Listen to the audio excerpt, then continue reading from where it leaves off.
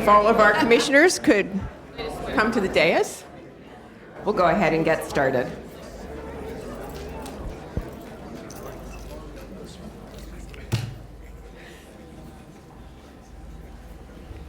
May we have a roll call, please? Vice Mayor Baxter. Here. Commissioner Flores. Mayor Marino. Here. Commissioner Powell. Here. Commissioner Sachs. Here. Commissioner Weiss. Here. Commissioner Woodward. Here. Thank you. Thank you. I've asked Commissioner Woodward to lead us in the invocation and the pledge. If you can stand, please do so.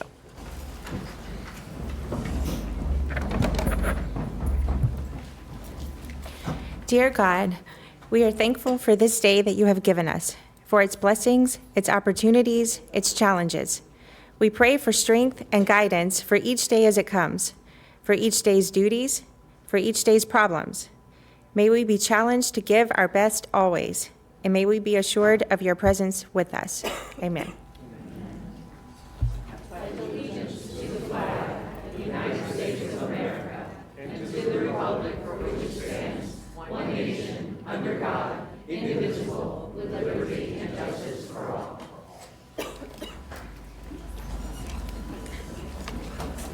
Commissioner Powell, before we get started, your light is on. Your light is on. Madam Mayor, it must have been a mistake, but just know that my light is always on. There's so many, I'm not even going to touch it.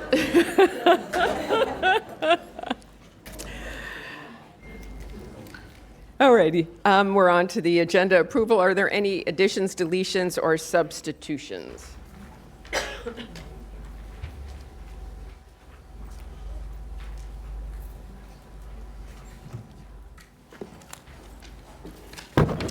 Thank you, Madam Mayor. On page 30, item 4H is an add-on. On page 31, 5B1 is an add-on. Thank you, Mayor. Thank you. May I get a motion to adopt the agenda as amended? I have a motion from Commissioner Flores. It's a tie between Commissioner Woodward and Vice Mayor Baxter. All in favor, all opposed. See, that motion carries 7-0. Okay, we are on to the consent agenda, which is pages 6 through 29. Does anyone want to pull anything from consent? Commissioner Flores? On page 29, item 3, EE-1, the annual report on the advisory for commissions on women.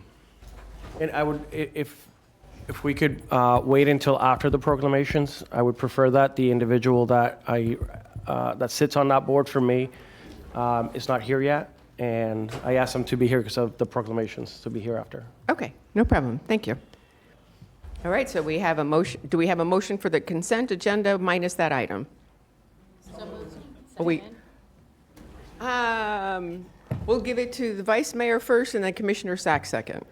All in favor, all opposed, see that the consent agenda has been approved minus item 3EE-1. We are now on to special presentations, which is always the fun part of our meeting. And okay, Commissioner Woodward, why don't you go ahead and take this one?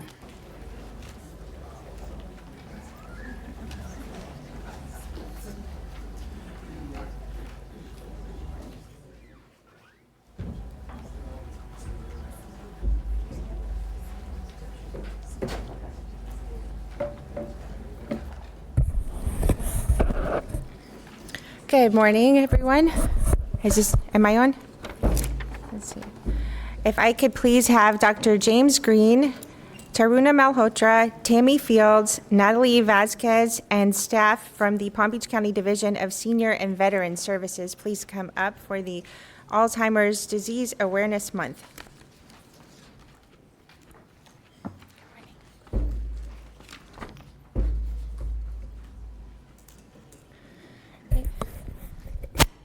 We are declaring November 2025 as Alzheimer's Awareness Month.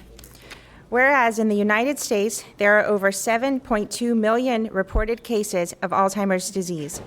And whereas in Florida, approximately 580,000 people aged 65 and older are living with Alzheimer's disease, and approximately 51,600 have probable Alzheimer's disease. Whereas cases are projected to exceed 700,000 within the next 10 years in Florida, with 70% of the care provided by family caregivers in the community. And whereas people aged 65 and older are at greatest risk for Alzheimer's, in Palm Beach County, this group exceeds 25% of the population. And whereas it is critical that Alzheimer's families coping with this disease are safe while preserving well-being, dignity, and quality of life through services and resources accessible to all. And whereas we extend gratitude to those advocates and supporters, including but not limited to Alzheimer's Community Care and its Board of Directors. Now therefore be it proclaimed by the Board of County Commissioners of Palm Beach County, Florida, assembled in regular session on this 4th day of November 2025, that November 2025 is in Palm Beach County is hereby proclaimed Alzheimer's Awareness Month. Thank you. Good morning. My name is Natalie Vasquez, and I am the Division Director for Senior and Veteran Services, and I want to thank our Mayor, Vice Mayor, and Commissioners for this proclamation. I want to say that we have 2 adult daycares within Community Services, one in Lake Worth and the other one in our North Lake Palm Beach Gardens area. And our adult daycare centers provide a safe and nurturing environment for older adults living with Alzheimer's and other memory disorders. Our dedicated staff offer engaging activities, nutritious meals, and personalized support that help preserve dignity, joy, and connection. We also recognize and support the caregivers who provide tireless love and care. They are the unsung heroes walking this journey every day with their loved ones. Thank you.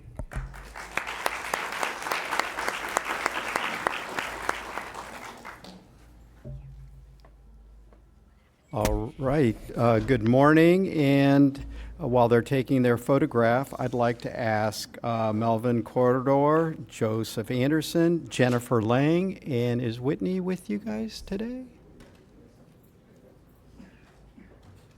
And anyone else that you've brought along?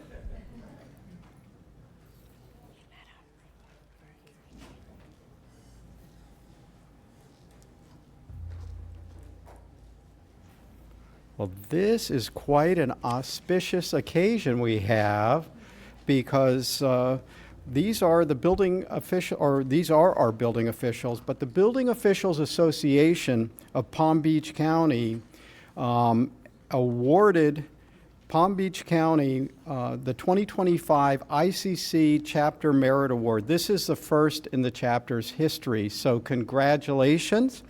This distinguished award recognizes the Building Association's exceptional performance in advancing building safety and providing outstanding service to our community. The Palm Beach County Planning, Zoning, and Building Department Building Division is proud to be an active member of the Building Officials Association, and we commend the organization and all of its members for this prestigious achievement.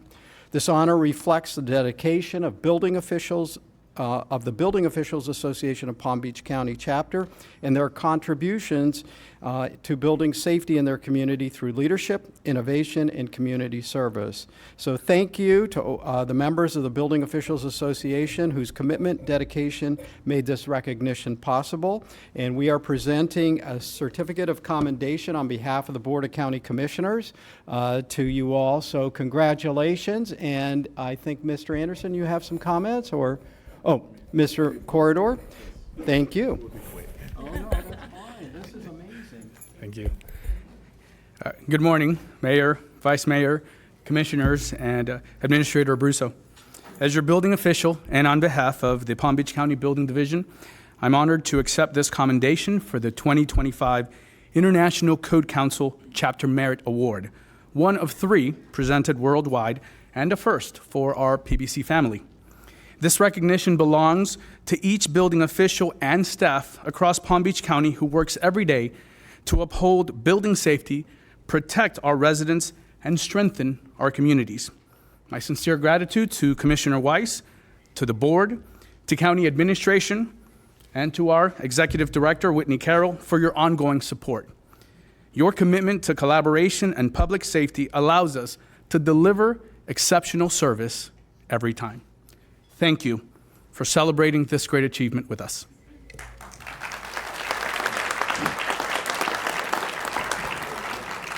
Good morning, Commissioners, Commissioner Weiss, and members of the board as well, and everyone in their respective places.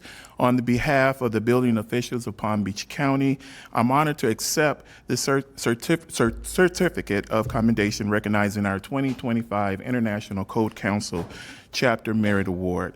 This ICC Merit Award is not just a symbol of excellence, but it's a reminder of what we can accomplish when working together with purpose and pride. I also like to recognize our executive board, which we have our Vice President, Mark Kendriva, we have our Treasurer, Jennifer Lane, we have our Secretary, David Canale, our Directors, Robert Blanchard, and Kumar Arjun, who could not be with us today, as well as our State Director, which is Robert Hill. Thank you, Commissioner Weiss, for your support and honoring our ongoing commitment to building safety and service in Palm Beach County. Thank you for allowing us to serve.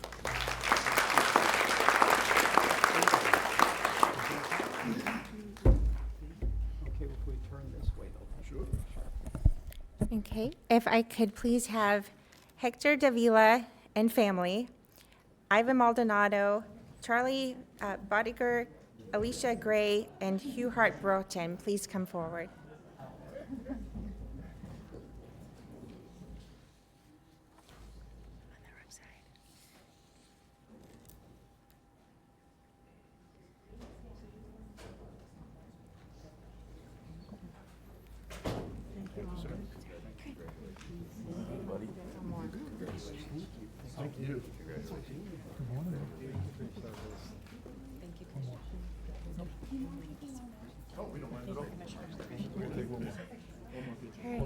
Thank you.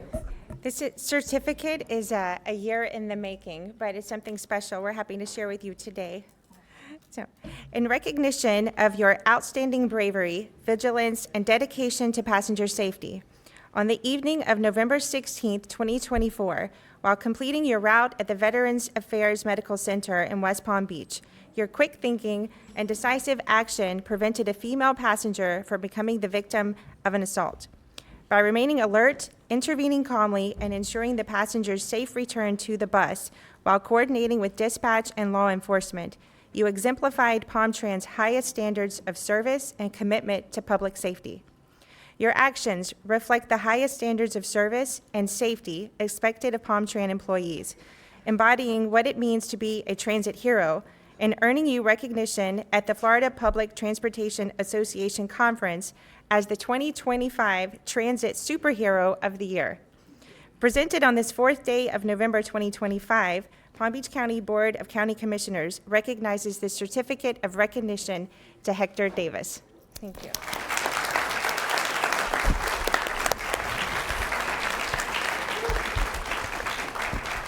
Hey, good morning, everybody. I just want to thank Mayor, the county commissioners, county administrators for this award, and I want to thank PalmTran management and my union to coming down here to support me, and thank you so much. Well, congratulations, Hector, and your beautiful wife here. And I want to just simply make the comment that I will not say it's an everyday event, but we have operators out there such as Hector who give it all out, and they're constantly vigilant for the safety of our customer and our team as well. And they are always doing things like that, sometimes very quietly, sometimes they're not recognized for their efforts and the fact that they really care for the community. And because of that, I'm very thankful for Hector, the union here, our staff, for all the work that our team does every single day. Thank you so much, and God bless you.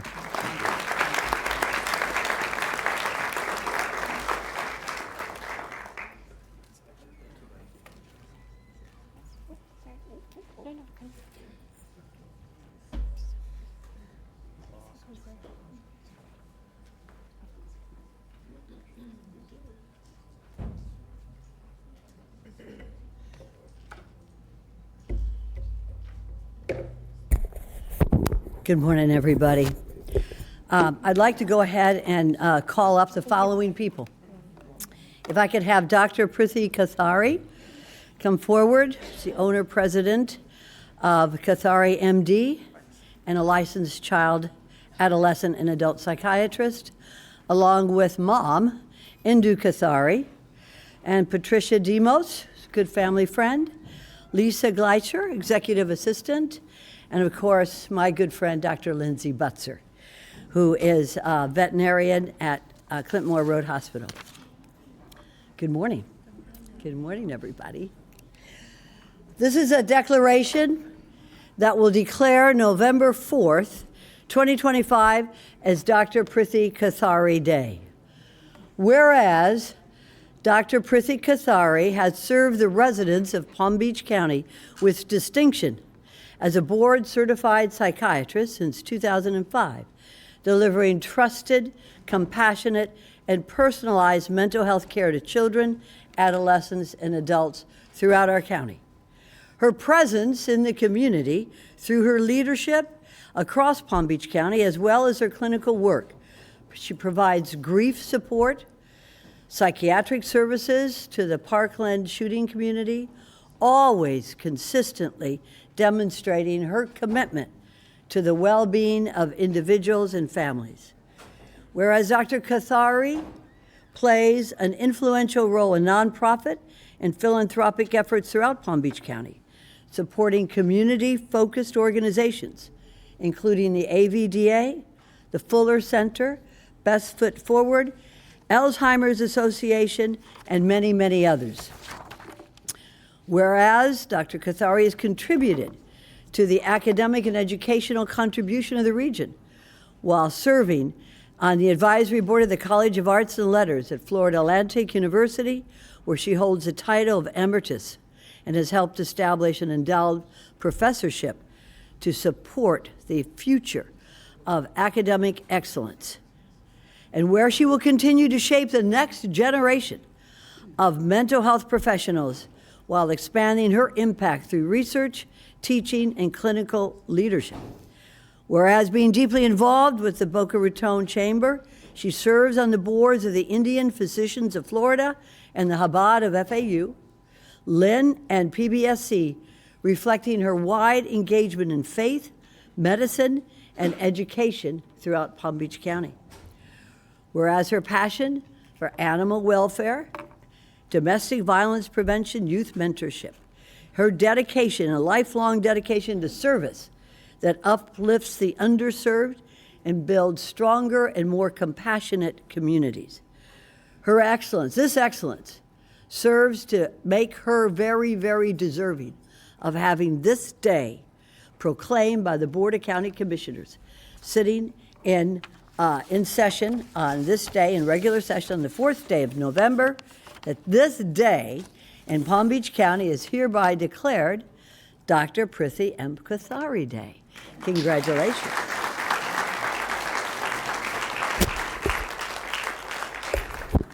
Well, thank you very much. Maria is a wonderful, wonderful person, we all know, and so are all of you, the commissioners and the mayors and everybody here who's also receiving a commemoration today.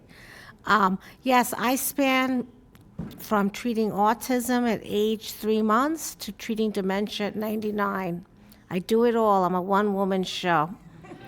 And because of coming from an Indian American family, we are always pushed into these types of fields of excellence like education, but we are also taught to give back to the community, because when you give, you get more. See, this is more. And I wanted to just really say a personal thank you to my mother, because she was my, she was always saying, just repeat the class, keep going, keep going. I said, Mom, I can't do med school. She said, yes, you can. So there's my 87-year-old mom.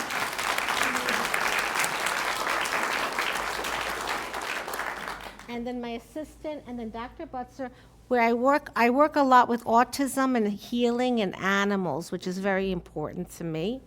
and my assistant. Thank you. Most importantly, today, Maria's wearing purple, and October was Domestic Violence Month, and I'm a sassy sister. You can become a sassy sister for AVDA AVDA. That is our county's domestic violence shelter and resources. I think it's the big pink elephant in the room. Working in my office, I'm seeing a growing number of alarming cases of domestic violence, gaslighting, challenges with law enforcement, challenges for advocacy, and people who suffer with severe mental health issues for many years afterwards.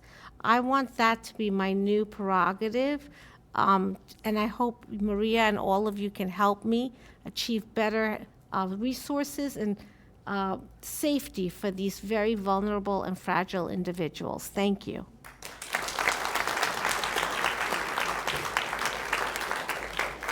There's always a mom behind a great woman, huh? Always the mom.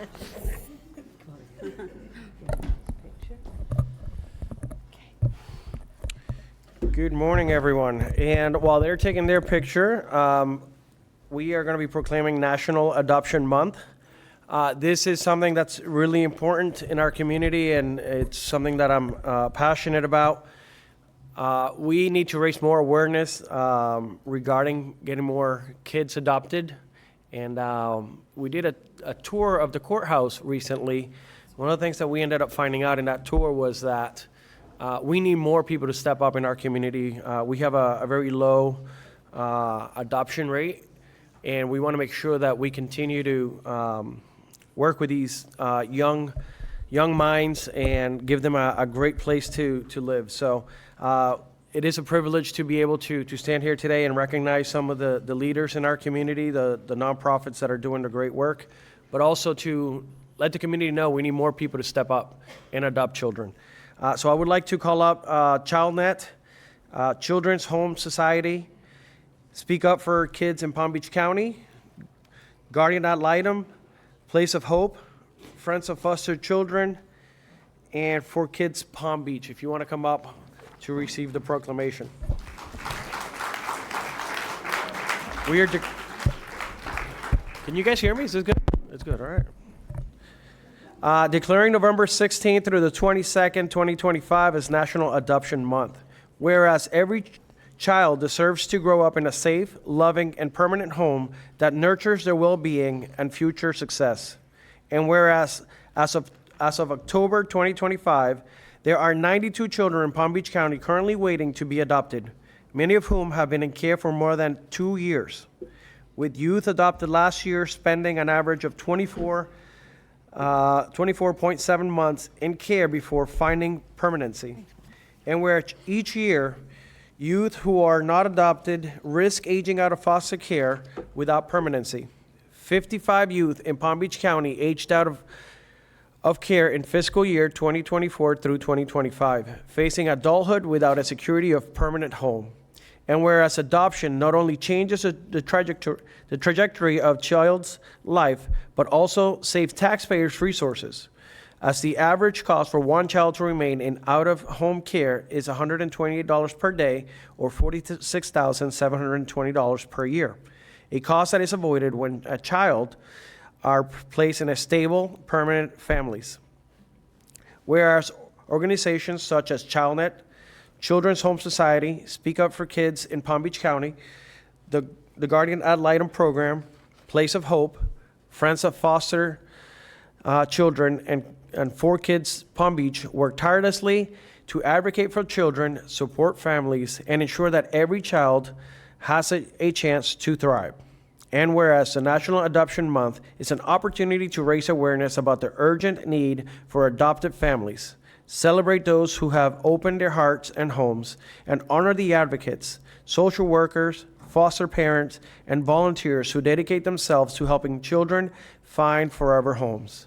Now, therefore, be it proclaimed by the Board of County Commissioners of Palm Beach County, Florida, assembled in this regular session on the 4th day of November 2025, that November 2025 in Palm Beach County is hereby proclaimed as National Adoption Month.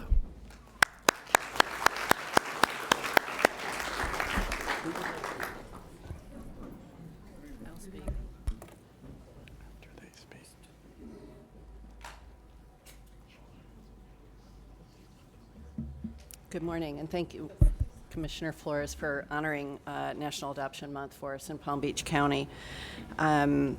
This month does remind us that every child deserves a safe, loving, and permanent home. It is quiet, isn't it? Yeah, you can't hardly hear it. Children's Home Society, along with the agencies represented with me, work very hard every day, year in and year out, to help our children achieve permanency through adoption.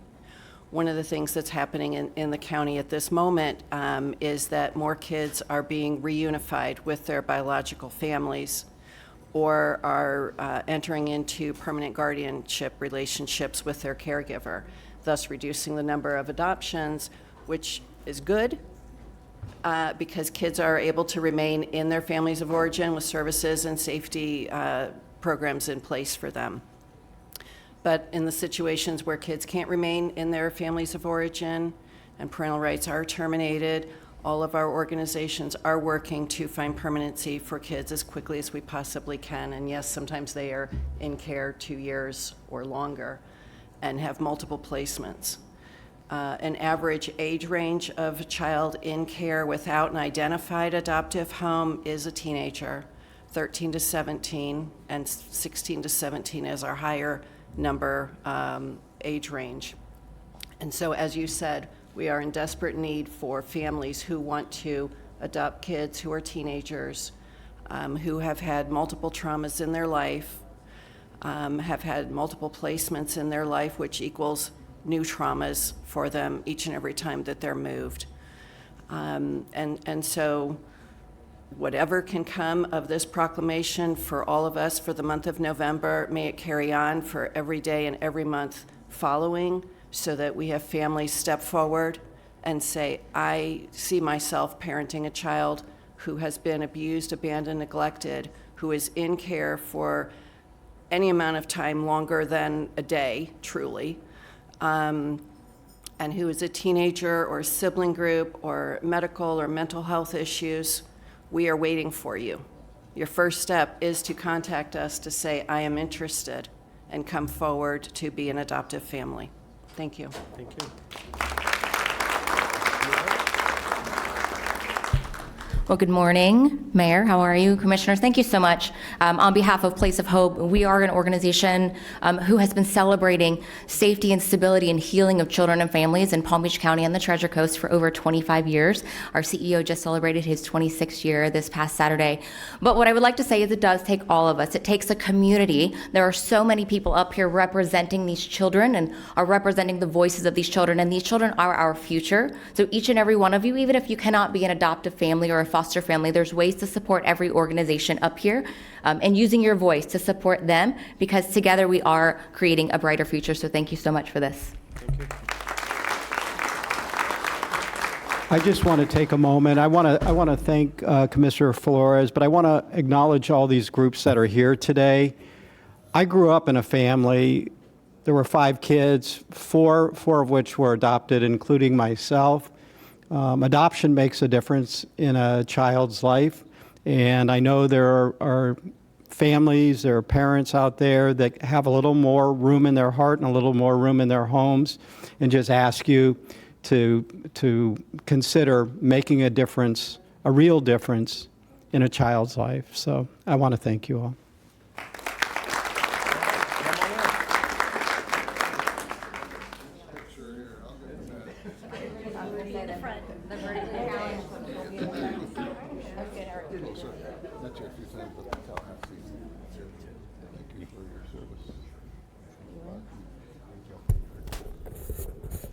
A group of folks who do very special work. Thank you.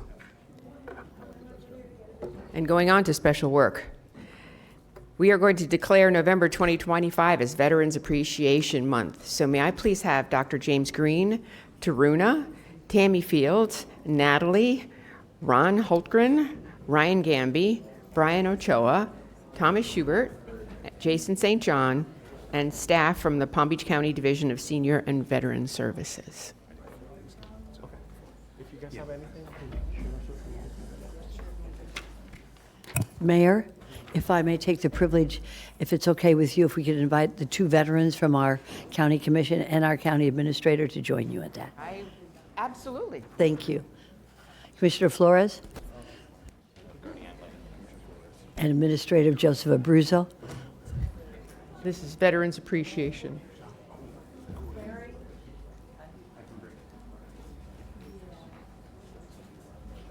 Thank you.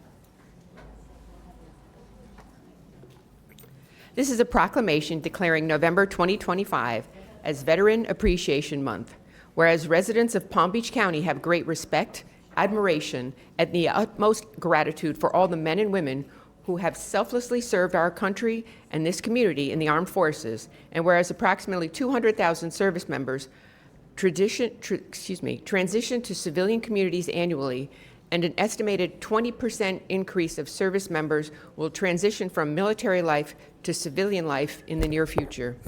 Whereas the men and women who have served in our armed forces have contributed immeasurably to the preservation of America's freedom and to the advancement of the goal of world peace. And whereas there are approximately 72,000 veterans in Palm Beach County, and we appreciate the many sacrifices that have been made and believe special recognition should be granted.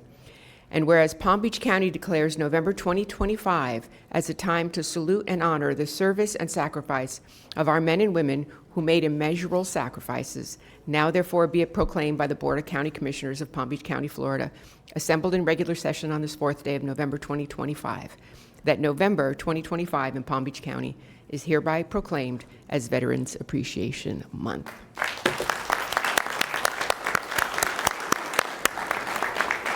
And before you say anything, I had an opportunity this past Saturday to attend event for the Wounded Veterans Relief Fund. And joining us on Saturday night was a gentleman who was 102 years old, so a veteran of World War II. So on behalf of us and a grateful nation, thank you. Good morning, Madam Mayor, Vice Mayor, County Commissioners, Administrator. As the Veteran Services Manager for Palm Beach County, it is my honor to stand before you today as we recognize Veterans Appreciation Month, a time when our community comes together to honor men and women who have worn the uniform of our nation. Our mission in Veteran Service is simple but powerful: to serve those who served us, whether it is helping veterans access earned benefits, supporting their families, or connecting them to resources. I want to thank this board for its continued effort, continued partnership. Your commitment allows us to expand outreach, enhance programs, and uphold the promise our nation made to its veterans. On behalf of Palm Beach County Division of Senior and Veteran Services, thank you for your leadership and unwavering dedication to those who serve. Thank you. Yeah, I would like to mention, thanks, James. Excuse me. We have an event down in Boca. Jason, what time is that event down in Boca? It starts at 10 o'clock. 10 on the 10th, right? Correct, on Thursday. Thursday at 10 a.m. Veterans Memorial Park down in Boca. Also the Veterans Parade downtown on the 9th at 1 p.m.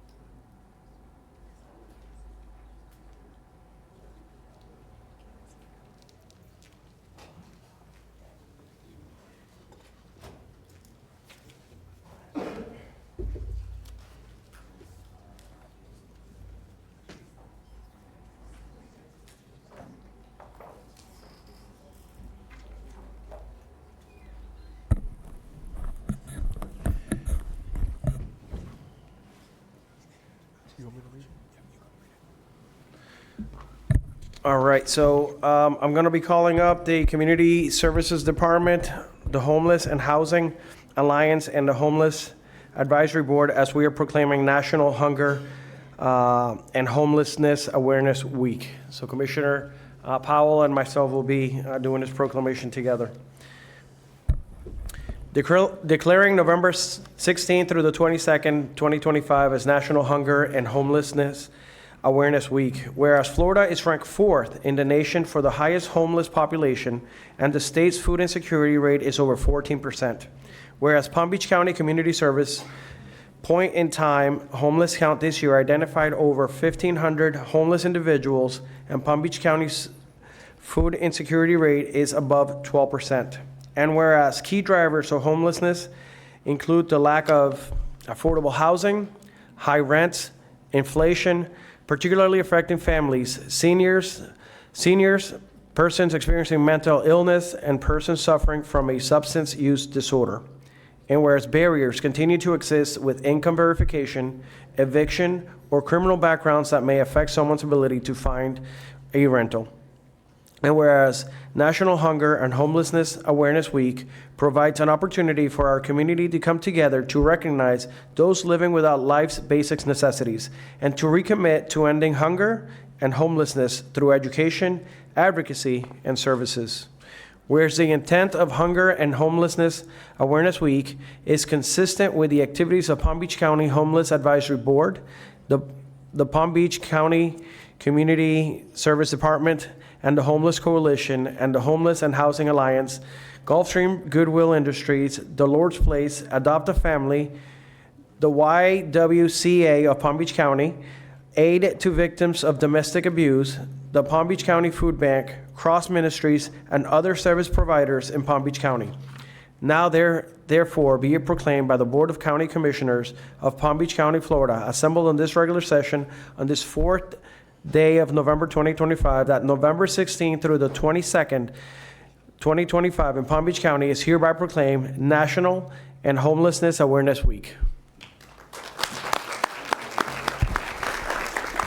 Thank you. James Green, Director of Community Services Department. I want to thank Commissioner Flores, Commissioner Powell, Mayor, Vice Mayor, and the other commissioners for this proclamation. Before I invite the chair of the Homeless and Housing Alliance up to say a few words, I just want to take the time to invite all of you to the November 12th workshop, where we'll take the opportunity to kind of look at the state of homelessness in Palm Beach County, take a look at some of the new laws that have been implemented, like the public camping law, and how it has impacted us here in Palm Beach County. We'll be looking at the executive orders that have come down from the president and assessing its potential impact on our communities. And we'll hear from some of the other cities, municipalities, to talk a little bit about what they're doing and some of the ordinances and things that have been implemented. And we will discuss potential solutions together because next spring or so, the Homeless and Housing Alliance and others will come together to look to renew our homeless plan. A lot has changed in the past couple of years, and we want to make sure that we're doing the best job as possible and that we're prepared and we're agile as a community. So I want to invite Christina, the chair of the Homeless and Housing Alliance, up to say a few words, and thank all of our partners for being here. Thank you. Good morning. Thank you, commissioners, mayor, and vice mayor, for this proclamation and for recognizing Hunger and Homelessness, thank you, Awareness Month. This acknowledgement highlights the journeys and struggles that many individuals and families in our communities face every day. On behalf of all the service providers and the stakeholders that make up our Homeless and Housing Alliance, we are grateful for your partnership and for your commitment to supporting solutions to ensure that everyone has access to safe housing and nutritious food. Together, we can continue building a community where our neighbors have the stability and the opportunity that they deserve. Thank you. If I may add one more thing, yesterday the commission, the Board of County Commissioners held a press conference regarding some of the SNAP benefits being placed on pause right now because of the federal issues that we're having. But I just wanted to make sure that people who are listening or paying attention understand that there are over 150 partnerships in this county, and we're working with United Way to make sure that those people that currently, because they're not receiving their benefits, there's food out there that we're trying to make sure that it's available to the community. James, would you mind sharing once again the link and the pathway so to make sure that people who are listening know where these resources are held? Yeah, so you can either Google Palm Beach County Food Finder map or go to unitedwaypbc.com/hunger and access the GIS interactive app that really provides resources for individuals who are hungry real time. And we also have Jamie, who's here with the Palm Beach County Food Bank, who can add a few words. Thank you. Thank you. Yes, we are here to help during this hard time that a lot of our families and seniors are having, and our veterans that are having with the SNAP benefits being delayed and or having trouble getting those benefits in the month of November. We did hear yesterday that that is going to be moving forward, we hope, but we're still going to be a lapse of a few weeks before those benefits are loaded onto those EBT cards. So the Palm Beach County Food Bank has access to delivering and getting food out to those that are in emergency need. They could go to our website and find assistance, pbcfoodbank.org, and we will be also working on some special distributions here in the community to make sure that all of those folks have access to the food they need during this very difficult time. Thank you.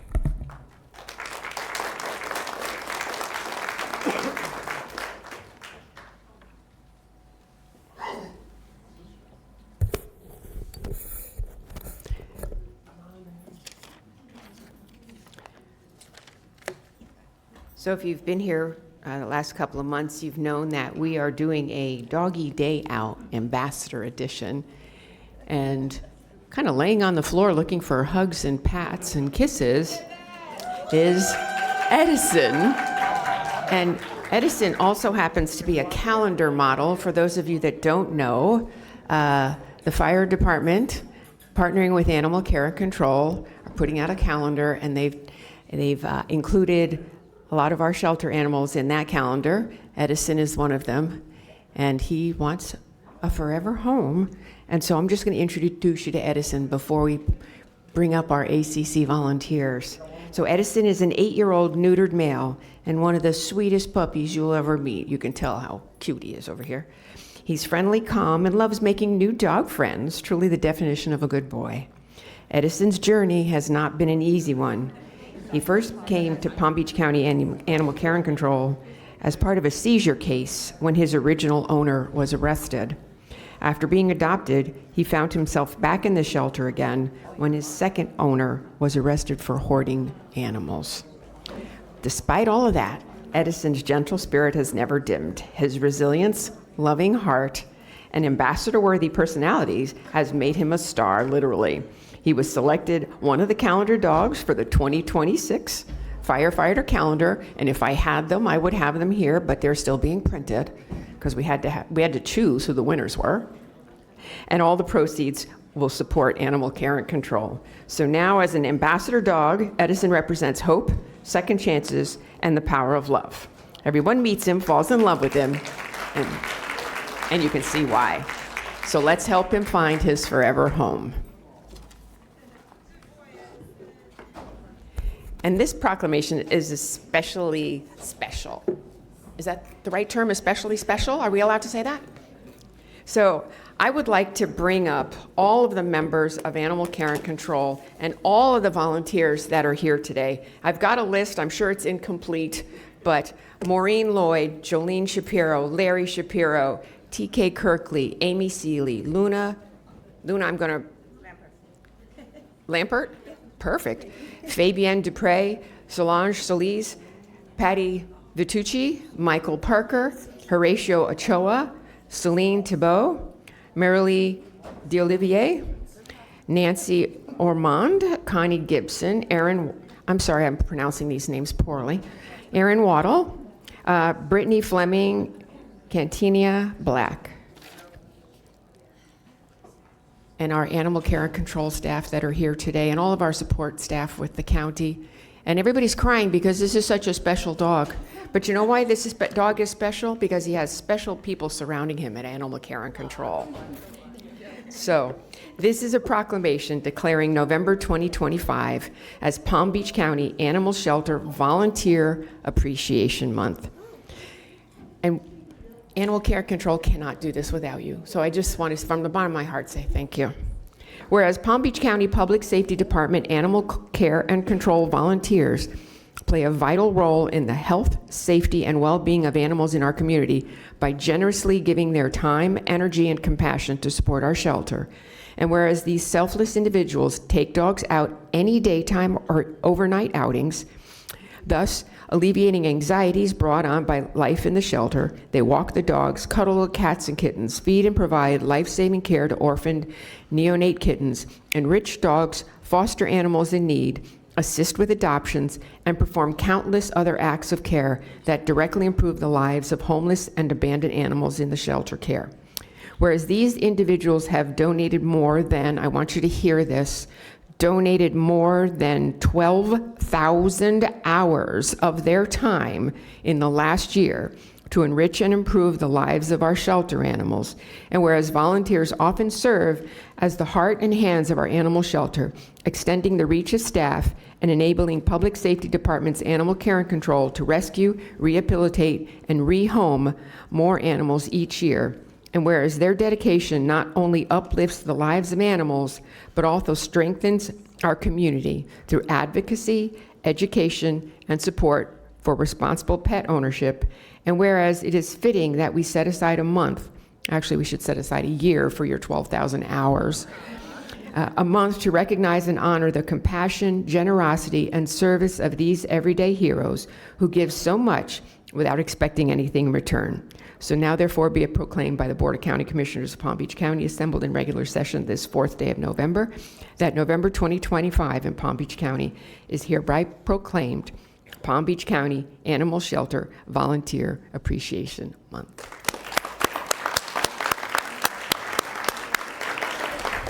And if someone wants to say a few words, we're happy to. Hello there, Miss Steele. Thank you, Mayor, Vice Mayor, Commissioners, Administrator Abruzzo. This is not just about the few volunteers you see here. This is our entire community. We are a humane county because of so many hundreds, if not thousands of people who volunteer to help and save animal lives. So the folks you see here, these are the ones that are in our shelter when it's really hot. They're out there running play groups, they're walking dogs, they're making blankets for the cats, they are bottle feeding kittens. We also have our staff who are out there with the community, helping with our community cats. So they're out there assisting those community cat trappers by providing the free spay and neuter services, by helping them coordinate targeted TNVR. We have folks that are out there that we never see, but they are a part of our volunteer group. They're the ones that are out there actually using social media to help tell people these amazing animals we've got. So what you see here, these amazing people, this is a small fraction of the amazing people in Palm Beach County who are doing such a great job helping to save more and more animals in our county. So thank you all for supporting them, for allowing us to have additional staff to help administer our volunteers. This is what you've got because of all the help we've had from our county commissioners. And now with 12,000 hours or more a year, and we are now 13 months in a row with our live release rate for dogs being 90% or better. And we're working really hard on the cats, Commissioner Weiss. We're working on it.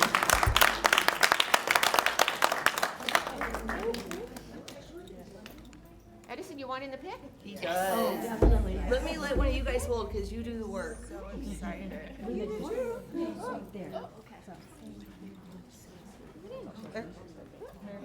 Come on in.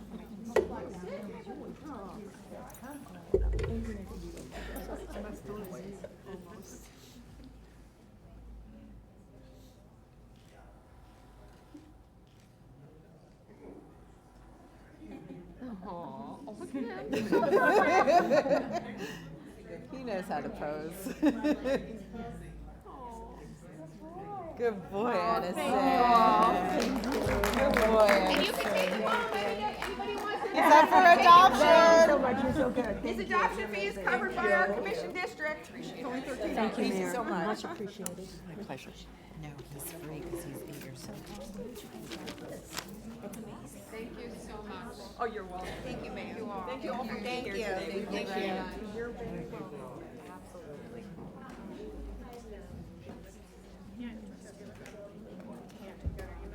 Oh, that was me. Yeah, she just had a different department.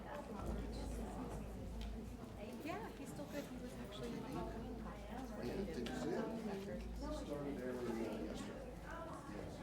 Now that we've finished with our proclamations, we're going to return to the regular agenda, but we are going to take up item 3EE1 before we do that. This was an item that was pulled from the consent agenda.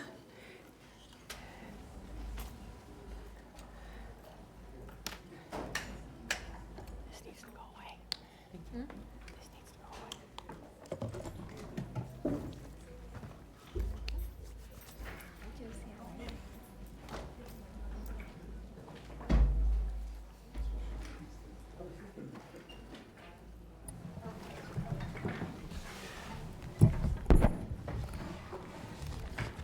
Commissioner Flores? So the reason I wanted to pull this item is because I've heard some feedback regarding this particular Commission on Women. And I know there's been some concerns from the board members that particularly sit on that. And I had the opportunity to speak. I think I have 2 appointees. And then I also, at an event, I talked to a few others that share their concerns regarding this particular board. One of the things that I realized is that they felt that maybe we haven't given direction or that they didn't know exactly what they were wanting to do. However, one of the things that I realized very quickly is that that particular board has ideas of what they would like to do. So some of the feedback that I collected was that rather than only focusing on women, they wanted to focus on families. And I thought that was a very good idea. Someone who's looking out after the best interests of our residents, continue to expand on the work that they're currently doing, but also looking at other things that the county's doing and how we're doing. And this is an advisory, and they should be advising us. And I don't think they've had the opportunity to come before us, at least not in my time here, which is not very long. But I did want to give them the opportunity. I have my representative here, Maria Mercado, who I want to defer to her to also provide some feedback. But that's really what I wanted, why I pulled this item. I know that there's been some concerns on maybe on this board, but I would love to continue to work with this group and this advisory committee, and would like to allow them the opportunity to expand their focus to be family-oriented. So I would love to have Maria, my representative on this particular commission, say a few words. Good morning. My name is Maria Mercado Betancourt, and I am the appointee for District 3, Commissioner Flores. You will hear from Chair Dubin, if she wishes to, in regards to the report that we're presenting today. The ACW has been established since 2018 and was envisioned and tasked with increasing the interaction and flow of information between organizations that assisted in the advancement of women, the government agencies, and other institutions. As you are well aware, women make up 51% of the county's population, and there's definitely indication that at least from 25 to 29% of those are head of households. So investing in women, finding the way to advance their concerns is definitely an investment on the families of Palm Beach County. We also understand, and we had the discussion, that the mission of the Advisory Commission on Women also ties to the strategic priorities of the county. So since late 2024. To date, we have 5 new members, and we definitely would like to encourage the county commissioners that do not have appointees in this board to go ahead and explore, making those appointments so we are a fully staffed board that can fulfill its mission. And with that, I think I echo the sentiment of some of the appointees that we are welcome to work with the commission, help fulfill the vision that they have for women and families in Palm Beach County, and we would like your support in continuing the work that we are trying to do. Thank you. Commissioner Powell. Thank you, Madam Mayor. And thank you all for presenting today. Ms. Pam, quick question. I know we had a discussion previously, and I got a chance to talk to a couple of my appointees, one who was cycling off and one who recently was appointed to the board. In order to be more impactful, and this can be anybody, what can we as a Board of County Commissioners do to help?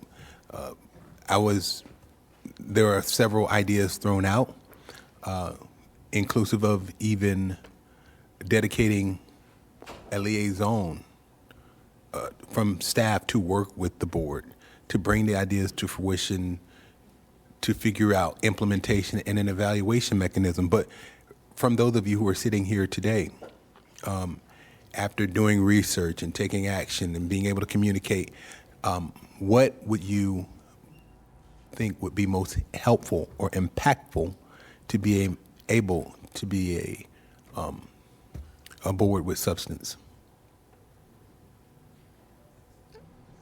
So I just wanted to introduce everyone that's at the table. We have Deputy County Administrator Tracy Ellison. I'm Pamela Guerrier, Director with the Office of Equal Opportunity, the Liaison Department for the Advisory Commission on Women. We have the Chair, Pamela Dubin. We also have the Vice Chair, Josie Makovec. You heard from Maria Mercado Betancourt. And down on the end is from the County Attorney's Office, Jean Williams. So what we have today actually is a motion to receive and file the annual report for the 2024 year. We have Chair Dubin, who was going to make a presentation regarding the annual report, and to the extent that you wanted to get information regarding what would be helpful from the ACW, I would defer to the chair to answer that question. Pamela Dubin. Thank you. Thank you so much. I'm going to do something wrong here. Pressing on this? I do so much wrong. But I want to start by saying thank you, Mayor, everyone here on the commission. This is a rare moment that I wrote something down that I'm going to say, because I really feel so deeply about all of the women sitting here and all of your time. Mayor and County Commissioners, thank you for the opportunity to serve and for the discipline and consistency you bring to Palm Beach County. Working alongside your staff and the women from every part of this county has been an honor. It reminds us that civic work done well is steady, measured, and deeply human. This year, our commission focused on adding value by aligning with the county's priorities: economic development, housing, public safety, and examine the data through the lens of women's daily lives. We wanted to understand where progress is taking hold and where gaps remain. What we saw is that when women are secure, families are stable, and communities grow stronger around them. The women who serve on this commission bring exponential value. Together, we've built relationships that strengthen the social fabric of this county and networks of trust. Palm Beach County's growth is no accident. It's the result of people who stay engaged, measure outcomes, and keep faith with one another. I'm proud to serve among them and proud of the future we are building together. Thank you. I will pivot quickly to what we have submitted, the annual report. In our conversations, what we have are a lot of deeply committed women who find that there is value to yet be shared down the value chain in this county. All the different ways to share that value has likely not been optimized or maximized at this time. In putting together this report, we were able to surface a few different areas that would bring us all together when we talked about the information about women and how to be of greater service to you in your decision making. And I think it's self-evident. We can go through it if you'd like. I would point to, I've got about 7 highlights, but I'm going to skip over it, trusting you've all been through PowerPoints. And I'm going to skip to that last page of the vacancies. And so I think what we're here to understand is what you need, right, from us, that we can make sure that we are serving you to our greatest capacity, so that our time, and again, I say this with the humility of knowing today is an election day, of absolute pride in where we live, and we're in one of the best counties in the world right now. So we really want to talk about bringing more power to all of the work you do, and again, it's an honor. Thank you.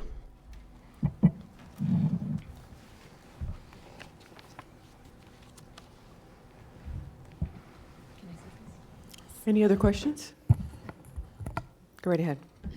Good morning. Thank you so much for having us today. I think a lot of our challenge with what we want to do with this board is we are very limited by the scope of our charter, our mandate. And so we kind of we're limited by that, and therefore we serve at the pleasure of the Board of County Commissioners. And we would like to know also if what we're doing is what you are looking for in this board, and if so, how would you like us to add to that? And if not, which direction would you like us to go in? Because, like I said, we're very limited, so we can come up with ideas of all the things that we want to do, but unless we get that direction from you, we're not really able to execute on a lot of them. So I think that's a lot of the reason that we wanted to maybe discuss this with you today, is so that we have an opportunity to see if what we're doing is what you're looking for with the mandate on this board, and if not, what we can do better. Thank you. Vice Mayor Baxter. Thank you, Madam Mayor. Good morning. A couple questions. I have had several conversations with other board members, including my own appointees to this board. Unfortunately, one of them who was planning to be here couldn't. Her child is not feeling well. But I wanted to ask, do you feel what you're doing is impactful currently, how it is now?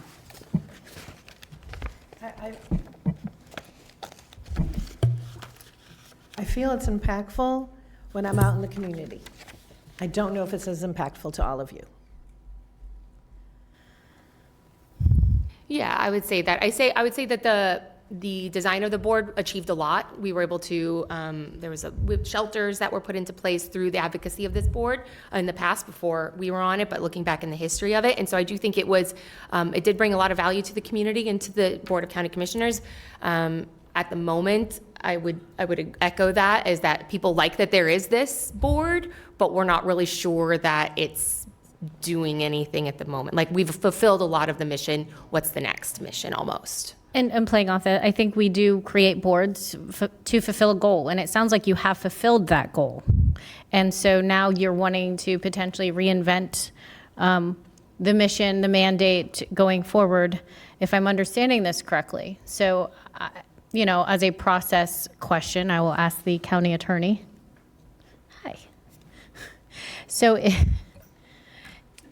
should this board choose to dissolve this Commission on Women and then repurpose it into another, could we dissolve them today and then have them come back and present ideas of what they think is a need not being met? These commissions are formed at the board's pleasure, and they can be extinguished at the board's pleasure. This was formed by a resolution. We can, at the board's direction, prepare a resolution extinguishing them and/or then reformatting them if the board so elects. And potentially giving a new mandate. Would you guys like a new mandate of us? Because this board has a current mandate. So if we did, I would love to see, again, somebody had mentioned families.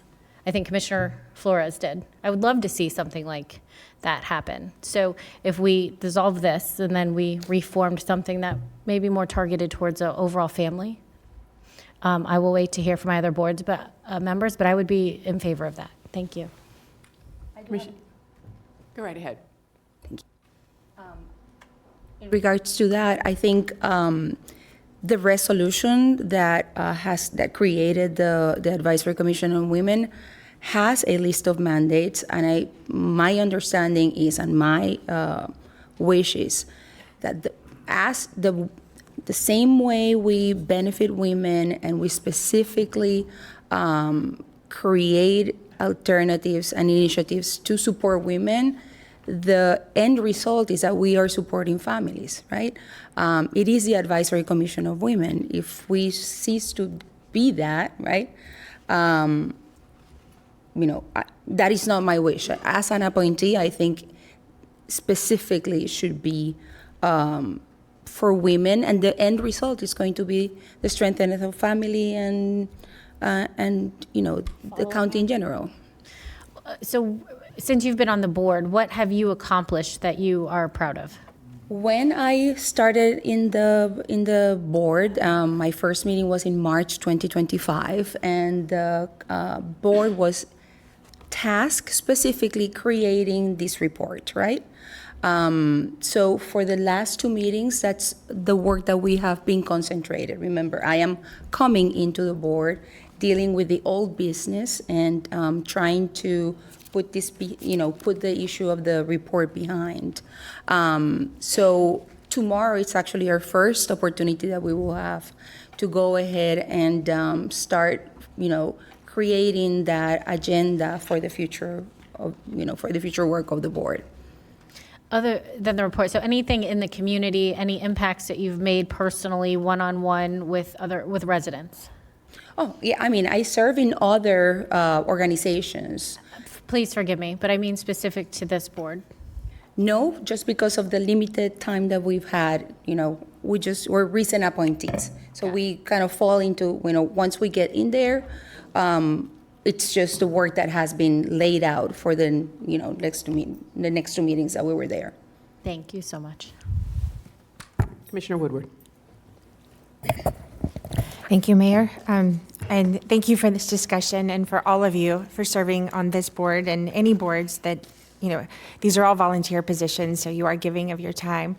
I wanted to ask, because I did have a few conversations with a few board members, including my own, on potential future mandates. And I think that I kind of hear what we're asking from you is maybe you to come back to us. And we have our on your PowerPoint, there's the strategic priorities that you've got listed. There's 4 that kind of would tie to this. And I even had some conversations that, we get invited to a lot of events as commissioners, and I've been to some where it's like mentorships between women and at-risk girls in our middle and high schools. And, we know about a lot of these things, and it's just because I get invited to stuff, I learn more about these. But I think for myself, something that would be helpful is for us to know, like, how are we doing in Palm Beach County with our nonprofits? I think there's over 8,000 of them, and, we can't obviously get to know all of them, but are we as a community meeting the gaps that could exist? Are there potential gaps that are out there? And, there's certain programs that do really well. I do somewhat, I agree.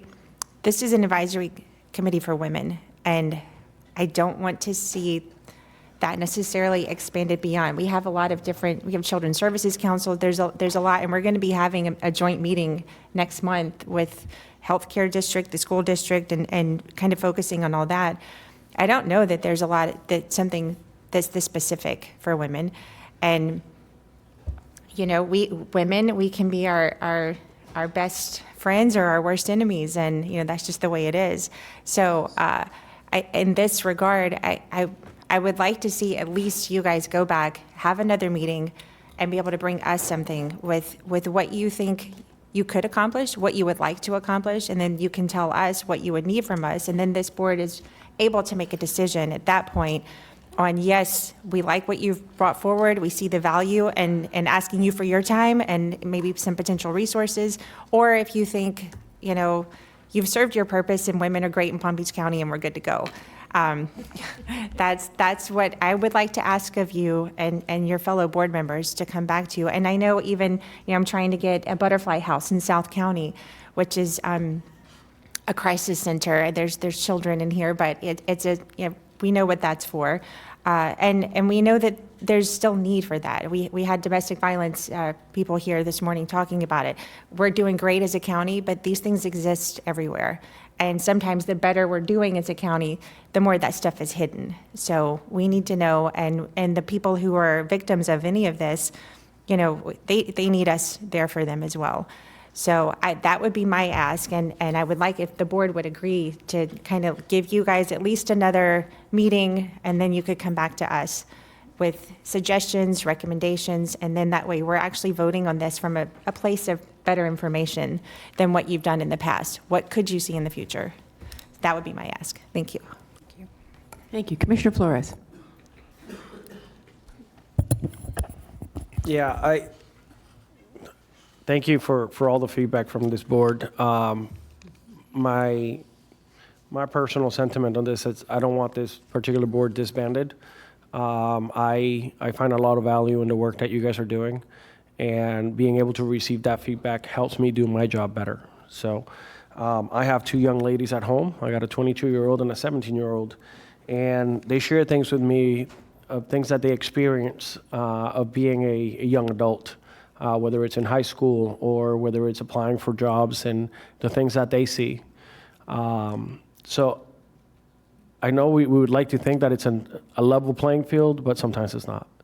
And having you guys out in the community, being able to share your concerns of things that you're seeing provides a lot of value to me.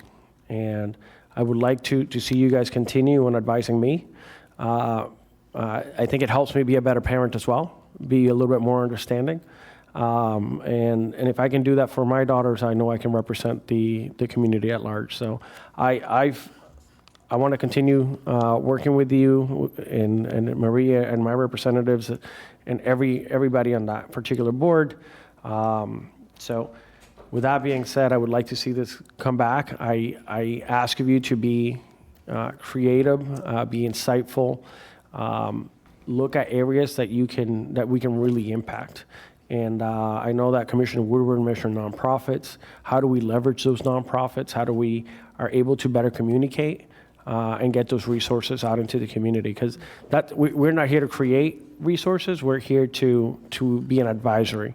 So that's what we need from you. And I would love to see you guys. Is that my mic? We'd love to see you guys at least once a year coming up here and advising us on what's going on. So thank you. Commissioner Sachs and then Commissioner Weiss. Thank you. I think it's a wake-up call, right, ladies? My God, we need you, because women are the ones in our community that feed the families, take care of the elderly, right? Take care of the children, and you are the link. Now listen up now. You're the link between the county resources and women in our community. So yesterday, with the program to feed our families from our food banks, I know that you reached out to women in our community and told them about it. Told them about our 120 partners in the county. I know that you have reached out to women who are having educational issues for their kids, where my child is developmentally delayed, where he or she's going to go to school, where can I get a job for them. That's your mission. That's your mission. It's not easy, but then we're women. We pick up the pieces and move on. So you are that link. That's your mission. Your mission is to be that link to all the women here in Palm Beach County. I started a women's group, and it was only 4 women, about women, and we did a lot of good work. We did a lot of good work. Why didn't we allow men? I'll tell you another day.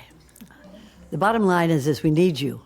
We need you to be aggressive. We need you to be act as caretakers, caregivers, as women, moms to our community. So y'all come back, as they say in the South, and tell us what you've done. Tell us the link that you've done to women throughout the community, and told them about the resources for food, told them about resources for housing, resources for schools, resources for our elderly, where they can go, because we rely on you. And if you don't do it, we got to do it. We just do it.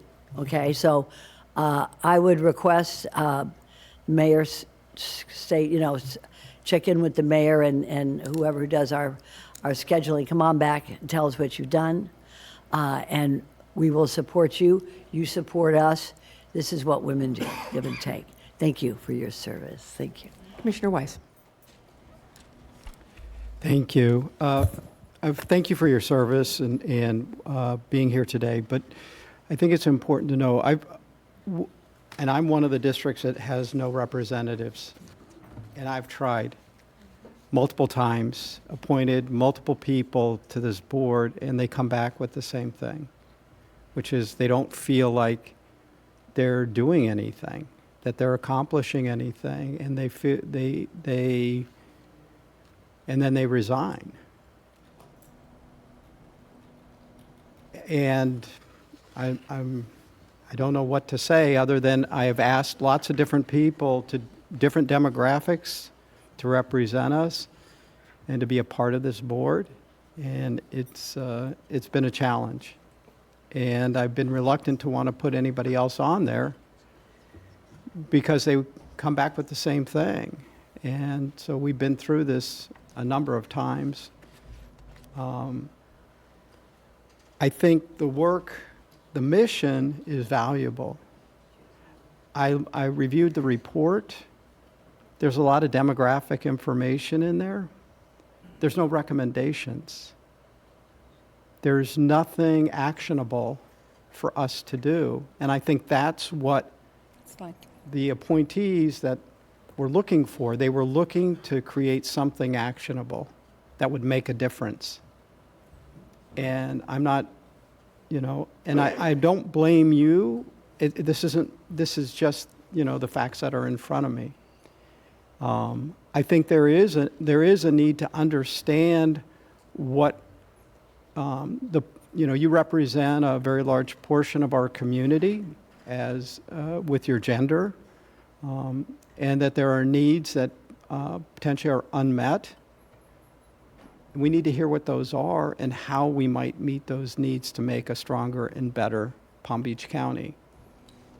I've listened to my colleagues. I think the idea, and by the way, I believe by having a commission on women, you have a commission on families, because right, wrong, or indifferently in our society, that caretaking and families falls more on the shoulders of women than men in our society. So, and understand that. But I think it's important that you all have a mission that's valuable to you and can fulfill you in what you're giving your time to do, but also has a value to this board by delivering something back to us, or when something arises that needs to be addressed, that comes from you. The other, in reading the mission, it says, it's envisioned that this forum will help increase the interaction between organizations, governmental agencies, and institutions whose mission is to improve the lives of women. So that also charges your body with interacting with all the other organizations that are also trying to fulfill a similar mission. So it's pretty broad. And I think, I would like to see, I'm willing to support what appears to be the majority of the board to allow this to continue on, to give you an opportunity to bring something back that you think will make this board valuable and meaningful.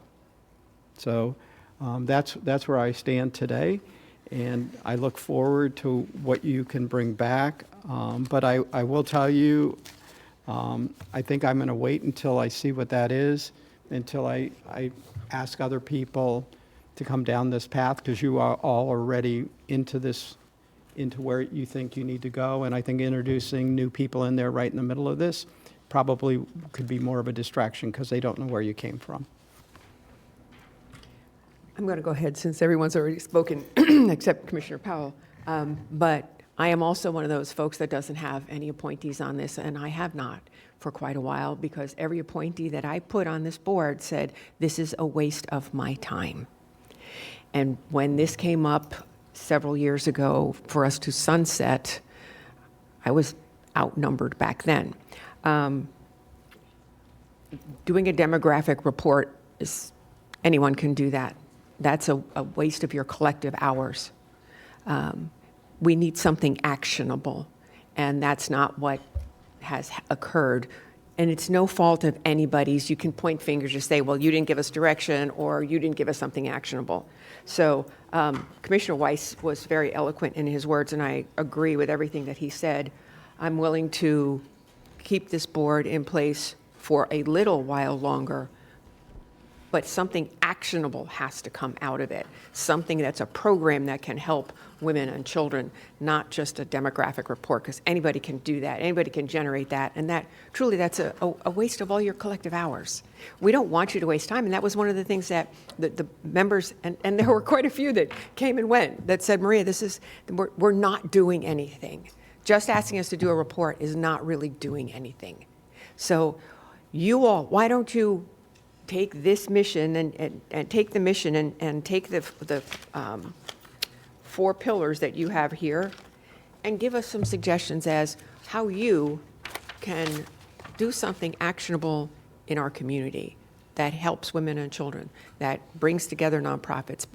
Don't reinvent the wheel. What is missing? Figure out, if you can figure out what is missing, then you have a purpose. But as it stands right now, I don't see what the purpose is. So with that, I'll pass it on. We'll go for round 2. Commissioner Woodward. Thank you, Mayor, and thank you, Commissioner Weiss, for what you said, and with members feeling like their time wasn't being spent in the most valuable way. And I have 2 appointees here that are sitting up here, and I've had this very discussion with them. And when I talked to them about it, the question was, what would you like to do? And they've been very kind of hamstrung by what I guess the previous mandates or missions were, in order, at least it felt that way to them. So I think the benefit of this discussion we're having right here is we're actually handing I think it's 8 of you on the board right now, the opportunity to kind of say, without all those limitations, what would we like to do? If we're going to give our private personal time over to something like this, this is what we would like to do, or we've fulfilled our mission, as was said earlier. And that's the question that, to ask for you. And I think the chair did want to respond to some of that, because there's been a lot of turnover on this board, and it's understandable. Time's valuable. And if you'd like to address that, but I do think this is a valid discussion, a good one for all of you to have, so that when you go back, the 8 of you, and have your meeting, you're going to decide the future of this. So did you want to respond? Yes, yes, and thank you for all your input. I would be very honest to tell you, this conversation has probably done more than anything else that we have gathered to do, for the main reason that very often when groups come together, especially when women come together, they seek to build consensus. And I would tell you that the reason for the data report is we did not have the data, could not find the data, and realize the struggle of putting together the data that should take 1 minute in my ChatGPT life. But when you work with Sunshine Laws, and you work with extraordinary people sitting at this table, and all of you and all of your time, you come to realize nothing is as easy when it goes through government and policy. So that was a tremendous lesson for a lot of the people, to realize our best couldn't be applied. And what you all kind of gave us a perspective here is to say, at the core, building consensus isn't what you are asking for. That, as I said earlier in my comment, the more we're all out in the community and come back to you next year and say, you know what? Because I think the actionable data is here. So I think when we look at the amount of women and where they work, how many of them work civically, I think that's really important to acknowledge. When we look at what women are studying in universities and realize what their pay will be, it really impacts home equity and property and affordable housing. So I think it's which lens you look at women through. I tend to look at women through the lens of leadership, through leadership potential, through development of women, through mentorship. So I think there's a lot out there for this group to do. The aha moment for me sitting here with all of you for the first time is to really recognize you don't want us to come to you with a consensus that we built. You want to hear what we are doing in the community. I mentioned Commissioner Woodward mentioned the other night, and I am exuberant over some of the things you guys are doing. And I look forward to being able to share that value chain, down the value chain. I think what often happens on these commissions is you have people with very, very good hearts who want to solve problems, and yet there's no money and no budget, and it takes time. So that's why I say putting this together may not have added the value you all would have liked and would have appreciated, but for this commission to know where women are in this county, it has served as an invaluable tool as we work together with government to see that we're using a lot of data from before COVID. Is it relevant? Not to me, because I can go to ChatGPT and get today's information. So I think that we, on behalf of all of us, look forward to accepting the challenge of saving your time, appreciating your time here today, of saying we have a meeting tomorrow afternoon. We will be able to share with 3 or 4 sentences this conversation that we've had, and we look forward to getting back to you with some actionable items. Thank you for your time again. We have a couple more lights on. Commissioner Flores, I'm sorry, Vice Mayor Baxter, then Commissioner Flores, then Commissioner Powell. I want to hear Commissioner Flores. And Commissioner Flores, you're up. So to our board members, I want to say thank you for your time and your leadership. I know that you're giving up your free time to do this, and that doesn't go unnoticed. So thank you for doing that, stepping up and doing the work. I'm just going to ask staff that you are open, inviting, and that we allow them to do the work. I know that you're going to support them in the best way possible, and I just want this to be successful, and I'm just asking for cooperation from staff. I know that the team here is excellent, so we just want to make sure that they feel empowered to be able to draft the objectives and goals of what they feel our women in the county need. So thank you. Vice Mayor. Thank you, Madam Mayor. I'm going to echo the sentiments of Commissioner Flores and say, thank you. But also I want to say that time is valuable. And I have heard similar to my colleagues that they felt my appointees to this board have felt it's a waste of their time, that they're not accomplishing anything. And so I want to always value people's time, and I appreciate anyone willing to volunteer to help our community. I also do not think we should just have a commission on women to have a commission on women. What are we doing? Where are we going? What can you do? What does that look like going forward? And so please, yes, I am going to echo the sentiment of the rest of my commissioners. Bring back to us something that you want, a goal or a few goals you would love to work towards as a commission, so that we know that people are not wasting their time or asking people to join a board where they feel their time is not valued. So thank you. Commissioner Powell.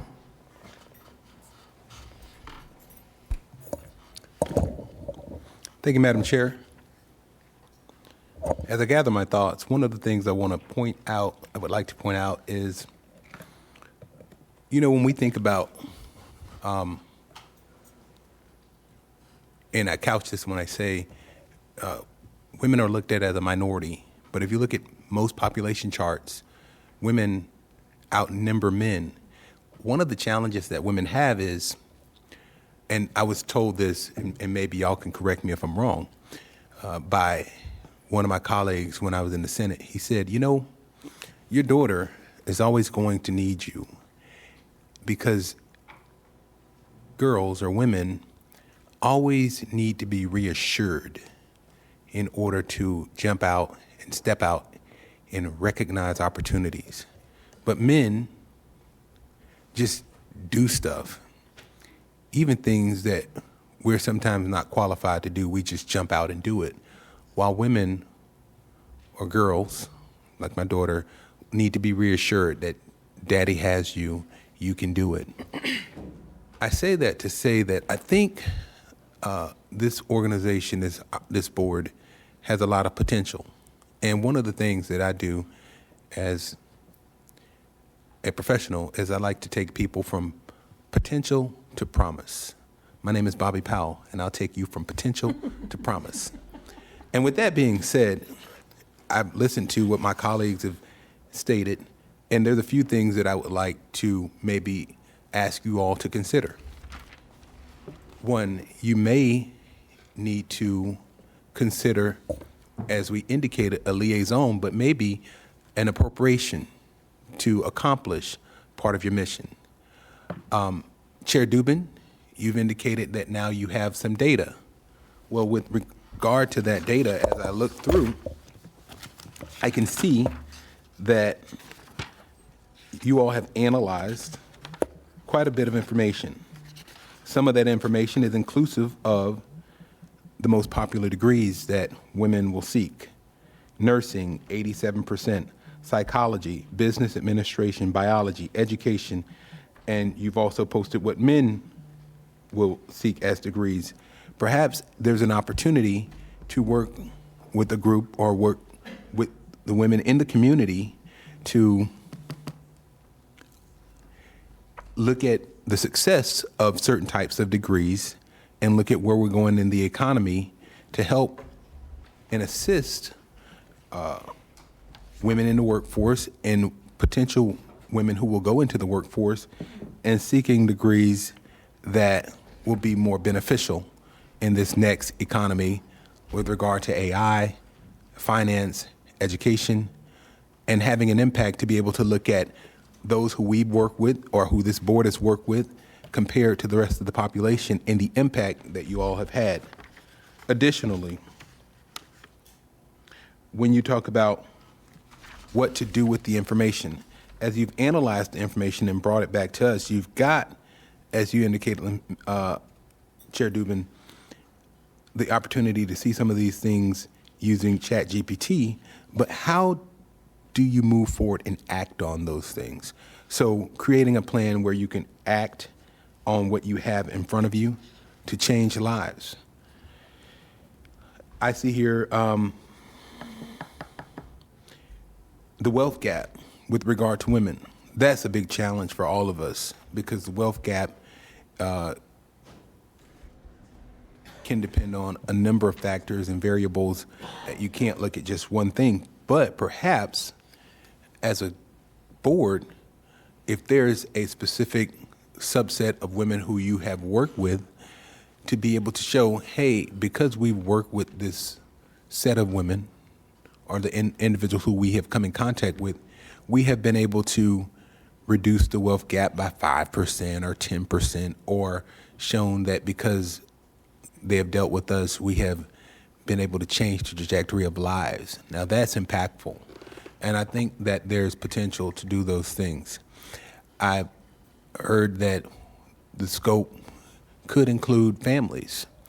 I don't believe that you would need to change the name of the organization or the board to include families, but that could be one of the metrics that you all use as well. So to put that into your evaluation toolbox. But I do believe that you should consider maybe bringing back to us, maybe the board may feel differently if there's a certain appropriation that would be necessary to help create this impact. I think that would be good, because if you can show the impact other than these are the statistics, these are the reports, showing how you can impact what you have done, it would show that this board is not only useful, but also impactful in changing lives and helping to take people from potential to promise. My motto, I believe that a life of service is a life that counts. I want to thank you all for your service. You're making it count, and together we can do an amazing job of taking people, once again, from potential to promise and even on to prosperity. Thank you. Thank you. So ladies, I think you have a charge here for the board as it stands right now. I need a motion to receive and file. Second. I have a motion from Commissioner Woodward, a second from Vice Mayor Baxter. All in favor, all opposed. See that motion carries 7-0. Your charge is to bring us something actionable. Thank you. Thank you. Thank you very much. Thank you. Okay, so we now will take on regular agenda item 5A1. We are looking for a motion to approve a preliminary reading and permission to advertise for public hearing. So moved. And also we need to receive and file the business impact estimate, which would be item B. Amended to include B. Thank you. I have a motion and a second for item 5A, 1A, and B. 5A, I'm the first? Oh, I'm Commissioner sorry, the Woodward's the second. Thank you. Okay. We are now on to item 5B1.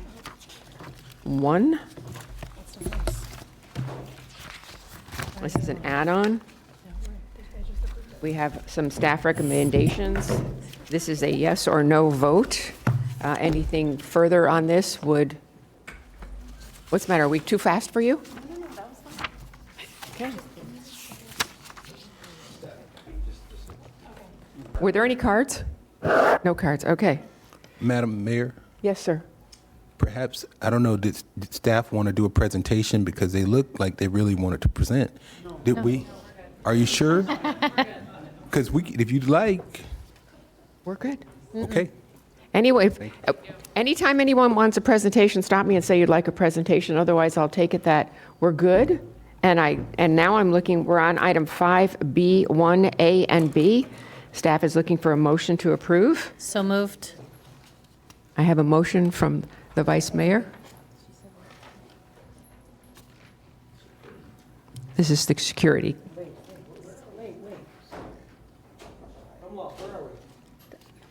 We're on item 5B1. Add-on. It's an This is add-on. the add-on.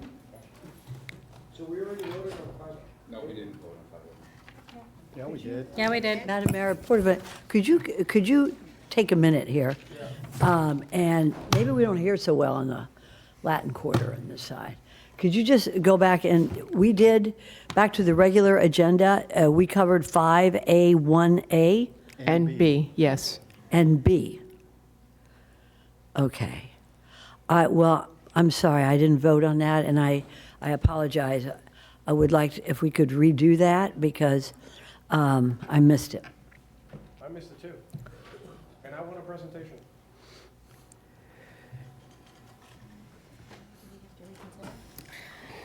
Would we need a motion to reconsider? Yeah. The three of us here missed it. Yeah. If there is someone who voted yes, and they would like to reconsider so that we can open it for presentation. Did I vote yes? I mean, I don't know.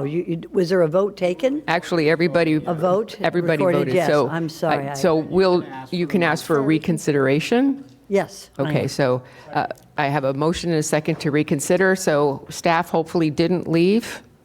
Okay?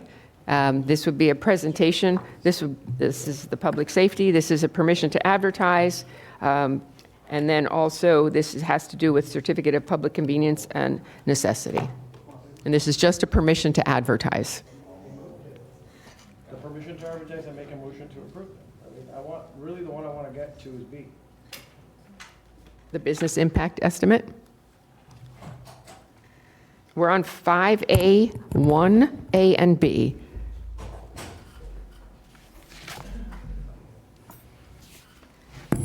If you'd like a presentation, that is On the business impact?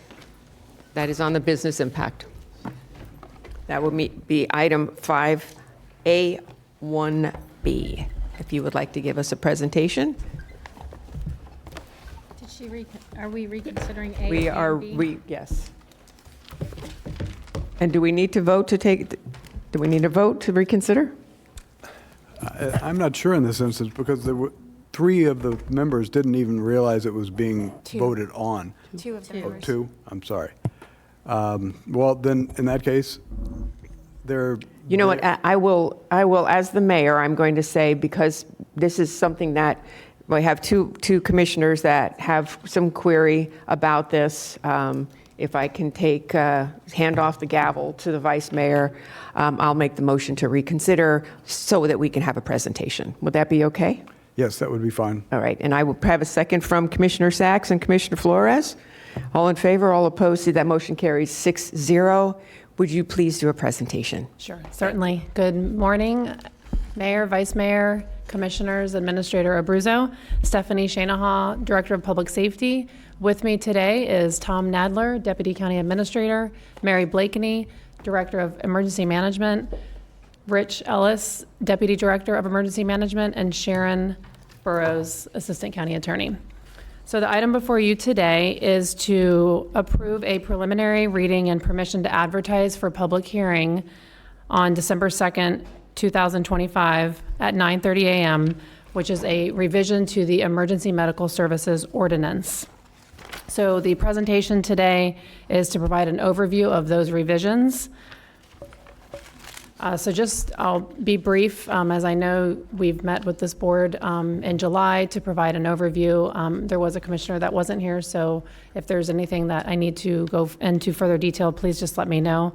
But just a little bit of a background. The EMS ordinance is we are authorized here in Palm Beach County under Florida Statute 401.25 to adopt ordinances that provide standards and issues certificate of public convenience and necessity for providing ALS and BLS services here in Palm Beach County. Next slide. So just a little bit of background. We are providing a major ordinance rewrite of the EMS ordinance because it hasn't been done since 2017. So it was necessary to revise the current ordinance. And we have undergone 3 COPC and application periods, with the most recent at the beginning of this year with the addition of 5 new secondary service providers for a total of 7 in Palm Beach County. And then over the past 8 years, there have been ordinance revisions, but no major ordinance rewrite. So just for the timeline associated with this ordinance revision, the slide that you see here, starting from the first time we met with the EMS Council to present the latest summary of the revisions, following the week later, which was a workshop held by the Board of County Commissioners on July 22nd of 2025, where we presented and discussed the same presentation. And then again, we met with the EMS Council and the League of Cities, who voted unanimously to revise the ordinance as it is in front of you today. And then on December 2nd will be the final adoption if the board directs us to move forward. We're now going to move on for a summary of the revisions. The following slides do provide general changes and significant changes. If it's okay that I just go over the significant changes to save some time, I'll begin to do that. So just before I get started, though, we just wanted to provide a brief overview of how these revisions came about. Throughout the process, we had a working group that consisted of Palm Beach County staff, our county attorney, and a review committee that was established by the EMS Council. To address some of the more complex issues, such as response times, a subcommittee was also formed within this committee. Each meeting was publicly noticed and open to the public. These meetings have been well attended by representatives from various private ambulances services, members of the EMS Advisory Council, and community members. Public comments were actively welcomed and played a significant role in shaping the development of this ordinance. So this slide just shows a representation of the members that were part of the Ordinance Review Committee and the Response Time Subcommittee. So now moving on to the actual changes, we're going to focus on the significant, but if there's anything that I need to go back on general, please just let me know. Significant changes were made to the definitions of BLS transport unit and primary service provider to clarify service responsibilities. Specifically, language was added stating that a BLS transport unit may not be used to respond to 911 medical calls or to transport a patient from the scene of a 911 medical incident. This is consistent with current practice where primaries respond with ALS vehicles. If a primary should have a need to call a secondary service provider for a 911 transport, the committee agreed that the transport unit should be an ALS vehicle to maintain that quality of service. This will help maintain the high standards here in Palm Beach County. And then lastly, we have revised the ordinance to specify that only a county or a municipality may serve as a primary service provider for any area. This reflects the current practice of Palm Beach County EMS for the past 40 years. Although the previous ordinance allowed for private providers to apply as primaries, this has never been done in Palm Beach County, and to remain consistent with the current practice, language was added in stating that only the county or municipality can be a primary provider and that there can only be one primary service provider for any area. Moving on to the definitions, the subscription service program, at the request of this board in July, we were asked to grandfather in those 4 communities. So currently, subscription services are within Century Village, North and South, Huntington Lakes, and the Lakes of Delray. And we recommended to continue grandfathering those in. However, no future agreements will be allowed. And this is pursuant with the direction that you all provided us. Grandfathering does not impact any secondary provider from having agreements with homeowners associations to provide transports to medical appointments. Moving on to COPC and endorsements required. For significant changes, a fire department that does not provide primary provider services may apply for a special secondary service provider COPCN ALS non-transport service endorsement to serve the community within their jurisdiction. The fire department will still need to establish an MOU with the primary provider in that jurisdiction. There were no changes on slide 11, which was for exclusions. Or no significant changes, I should say. There were no significant changes on slide 12, which is the application for a COPCN. There's, on slide 13, those are significant changes. So there was clarification that was added to require the applicant to provide the specific proposed service area to be covered on their COPCN. Also, additional time was given to the public notice timeframe for the COPCN application period. Along with this, the timeframe for accepting applications and any other related timelines will be established by the administrator. This is to allow additional time for applicants prior to expiration dates of the COPCN. Any existing primary service provider in good standing with the county will be able to reapply using an abbreviated COPCN recertification process. The abbreviated version includes the following information required. And again, this is only for primaries. It's insurance, financial statements, litigation, and fees. And if there are any changes to their service area that does not include an annex, they will have to reapply. And lastly, per the board request of the board, hands-free mapping capabilities will be required for secondary service providers along with automatic vehicle locator. So this slide provides an overview of the changes that we made to experience requirements of the secondary provider applicants. At the recent BCC workshop, the board expressed concern about EMS making it difficult for new companies to provide EMS within the county.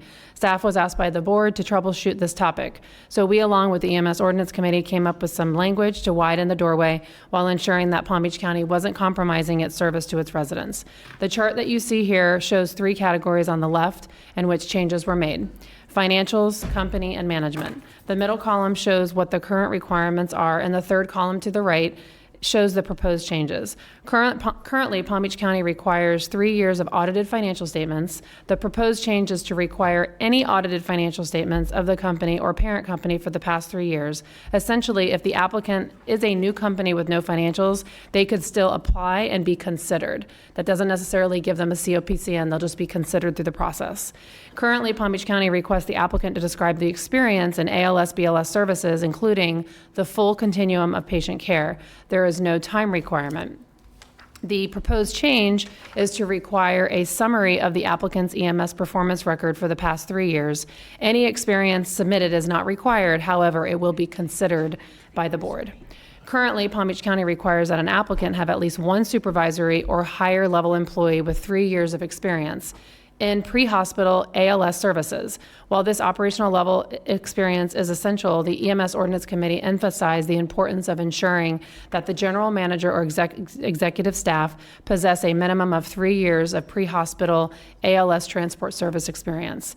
The purpose of this change is to guarantee that the leadership team brings relevant industry experience, ensuring the applicant is well equipped to provide a high-quality, sustainable service to the residents of Palm Beach County. So for the board approval section of the ordinance, we modified to say that a board can clarify or to facilitate a pilot program that can be done at any time. It was saying that the current ordinance says that it had to be outside of the application period. So it could be done during or outside of the application period moving forward.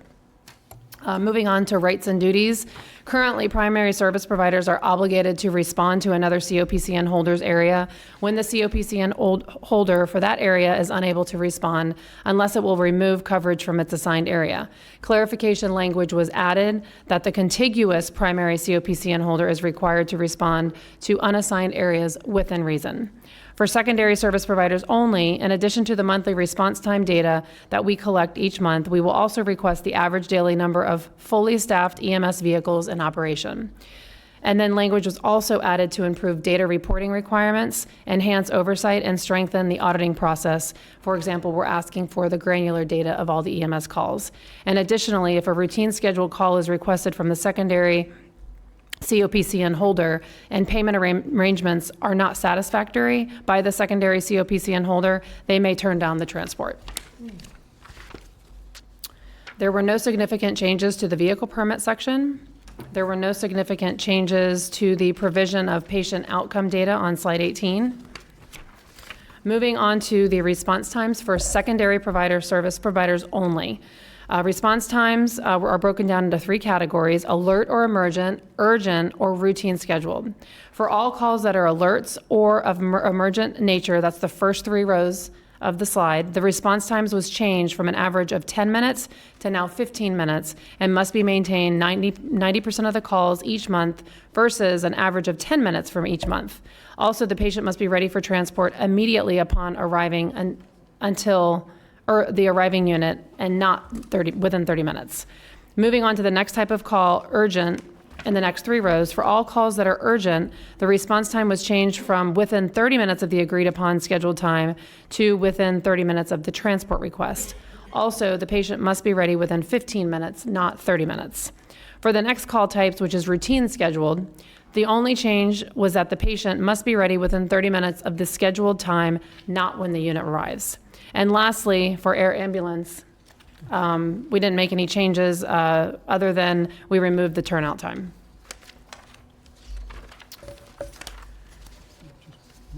So we added complaint procedure process as well as the enforcement section, which is slides 20, 21, 22, and 23. And that was basically to give us the ability to enforce sections of the ordinance that are not in compliance. I have the ability to suspend a license, a COPCN holder license. However, if I was to either revoke or terminate a license, that would have to be done by the Board of County Commissioners.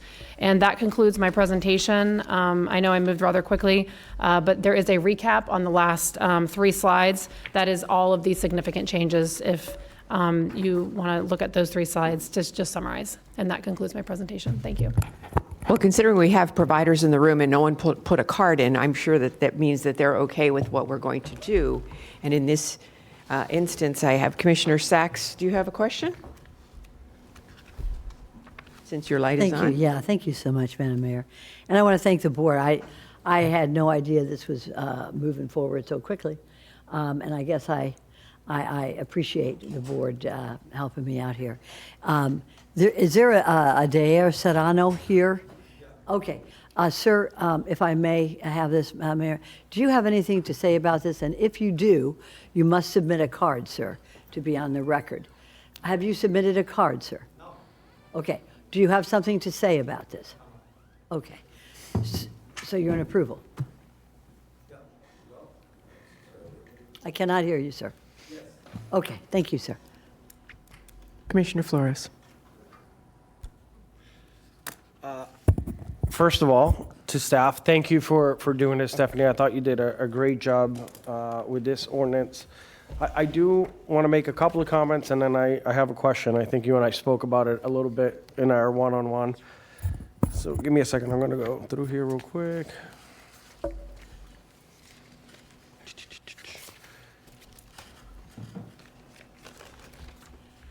So regarding management experience, the recommendation was 3 years on management or executive staff level. It was a minimum of 3 years experience in ALS transport services.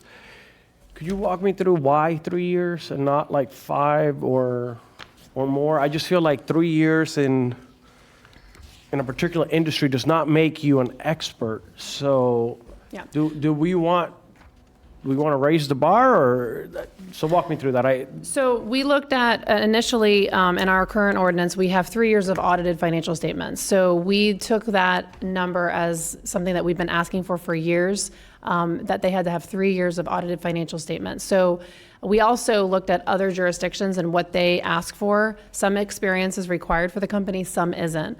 Miami-Dade does have, I believe, 5 years of experience required for the management. So the executive director or the manager of the operation has to have the 3 years experience. That is a requirement. So if they don't, they'll be disqualified, being that they did not comply with the ordinance application requirements.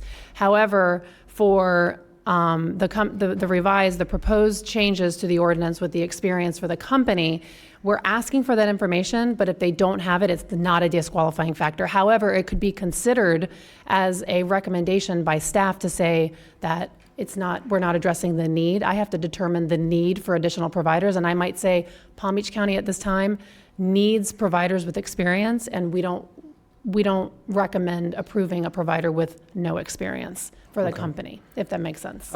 I agree with the audited statements. What I'm a little concerned is the 3 years of management experience that particular team has. So that's just, I don't think 3 years to me is sufficient, but I'm willing to go along with it. We'll take direction from the board. I thought 3 years was a little light too. I mean, I'd like to see, Yeah, so that's my opinion. When we talk about data, so you added language to improve data reporting, to enhance oversight, strengthen audit and process. One of the things that I wanted to also be sort of accounted for was the customer experience, because I know that we heard some stories here that weren't the greatest. So how are we going to measure those outcomes when maybe a particular company is not having the best customer service to our constituents? Is that something that we're going to be able to track? Yes, so we are meeting with all the hospitals, as well as our assisted living facilities, and making sure that their experience with the providers is positive. We'll be doing surveys as well. I know we've tried the surveys in the past related to the ordinance revisions as well as the COPCN process. We're going to try to do it outside of that process, so it's not connected. We are going to have ongoing conversations. There's also a complaint process that we've put in where if it's written to us and there's an issue, we will engage. There's a relationship that the providers have with the hospitals, and there's some that don't have relationships. So we can't intervene with those relationships, but the experience that either the customer that's being transported or the provider and or the hospital's experience, we will get involved with in making sure that that's positive. Okay. On page 19 of your slide, you broke this down into tiers, and you, I think, cut down some of the times. I want to commend you on that. I think this is great that you took the opportunity to make it very specific to the type of transfer. So I want to commend you and your team on that. And then my last question is regarding hospitals when they have the license to provide the transport. One of the things that we wanted to create was redundancy so that our people don't have to wait. How do we prevent, if you have a hospital who has a license, from monopolizing their customers, meaning not allowing other transport services to render that service, especially if they have ambulances ready and willing, and basically nobody has to wait. So is that something that we're looking at? Yeah, so we have staff that are in the field observing activity at the hospitals. We also have complaints that can be submitted if any of the providers that are out there are seeing activity that's done that's not in association with their COPCN. So we are actively working and educating not only the users of the system, but it also the hospitals, but the ALFs and the skilled nursing facilities, to make sure that they're aware that these are the licensed providers here in Palm Beach County, and we need to make sure that they're providing the service that's outlined on their COPCN. Okay, that's something that's I want to keep an eye on, make sure that doesn't happen, okay? Thank you so much. Thank you. So Commissioner Flores, did you want to change the 3 to the 5? I guess I would like to hear what the other board members think, but I think having somebody with 5 years experience as part of that management team would be, I think that would be best for our residents. Commissioner Sachs? Thank you, and thank you. I've never heard anybody talk so fast in my whole life. Did a great job, Steph. Wait, you're Italian. You know we talk fast. Pardon me? I said we're Italian. You know we talk fast. I know we do.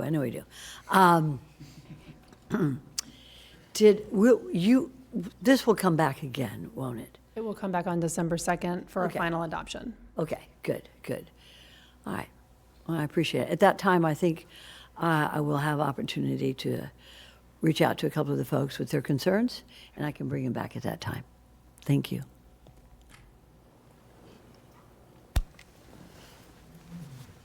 Commissioner Woodward? Thank you, Mayor. I just wanted to double check on, for one, I agree with Commissioner Flores on the 5 years. I support his change for that. But what we're voting on now, and it comes back December, you said December, or I'm sorry, 2nd. At that time, are we making changes, or are we meant to make changes now, and that's final? The idea would be to make changes now.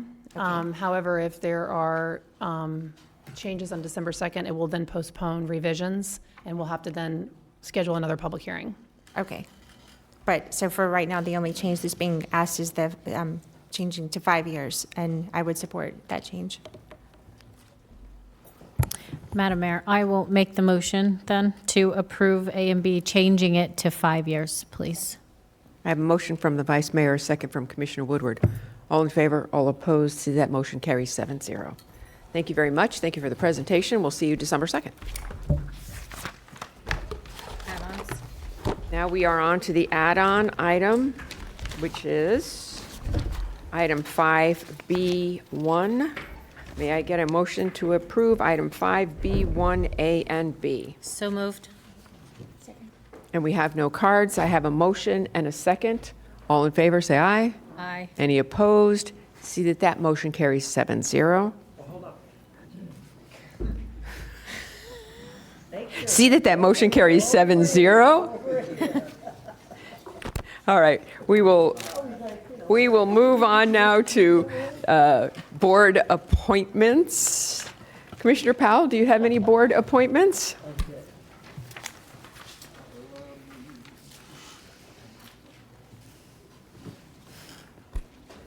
Madam Mayor, no board appointments at this time. Thank you. Commissioner Weiss? None. Vice Mayor? None. Commissioner Woodward? Commissioner Sachs, any appointments? Commissioner Flores, any board appointments? Okay. We will move on to staff comments. Administrator Abruzzo. Thank you, Madam Mayor. I do have a motion to receive and file the board directive report, which includes in-process and completed board directives. I just want to let the board know I'm laser focused on clearing that list, and it's backlogged quite a bit, and I want to get that done sooner rather than later for the board. So just wanted to make So you're looking for a motion to I receive am. and file? I am. Okay, I've got a motion from Commissioner Weiss, a second from Commissioner Flores. All in favor, all opposed, see that motion carries 7-0. County Attorney, anything you'd like? Madam Mayor, I have a few more. Oh, sorry, go right ahead. No, thank you, Mayor. I did want to mention to the board, our library director, Doug Crane, actually won Library Administrator of the Year. So I know he's not in the audience, but hopefully he's watching. And I just want to take a brief moment. I know Commissioner Flores and myself served in the military during the time of Vice President Dick Cheney and his passing today. So I just wanted to briefly mention that, Madam Mayor. Thank you. Attorney Falcon? None, Madam Mayor. Thank you. Does anyone have direction that they would like to give? Because we're back to that board direction thing. Okay, how about if we go to board comments? He has direction. Commissioner Weiss does. Or I had it under comments, okay. I have it under comments.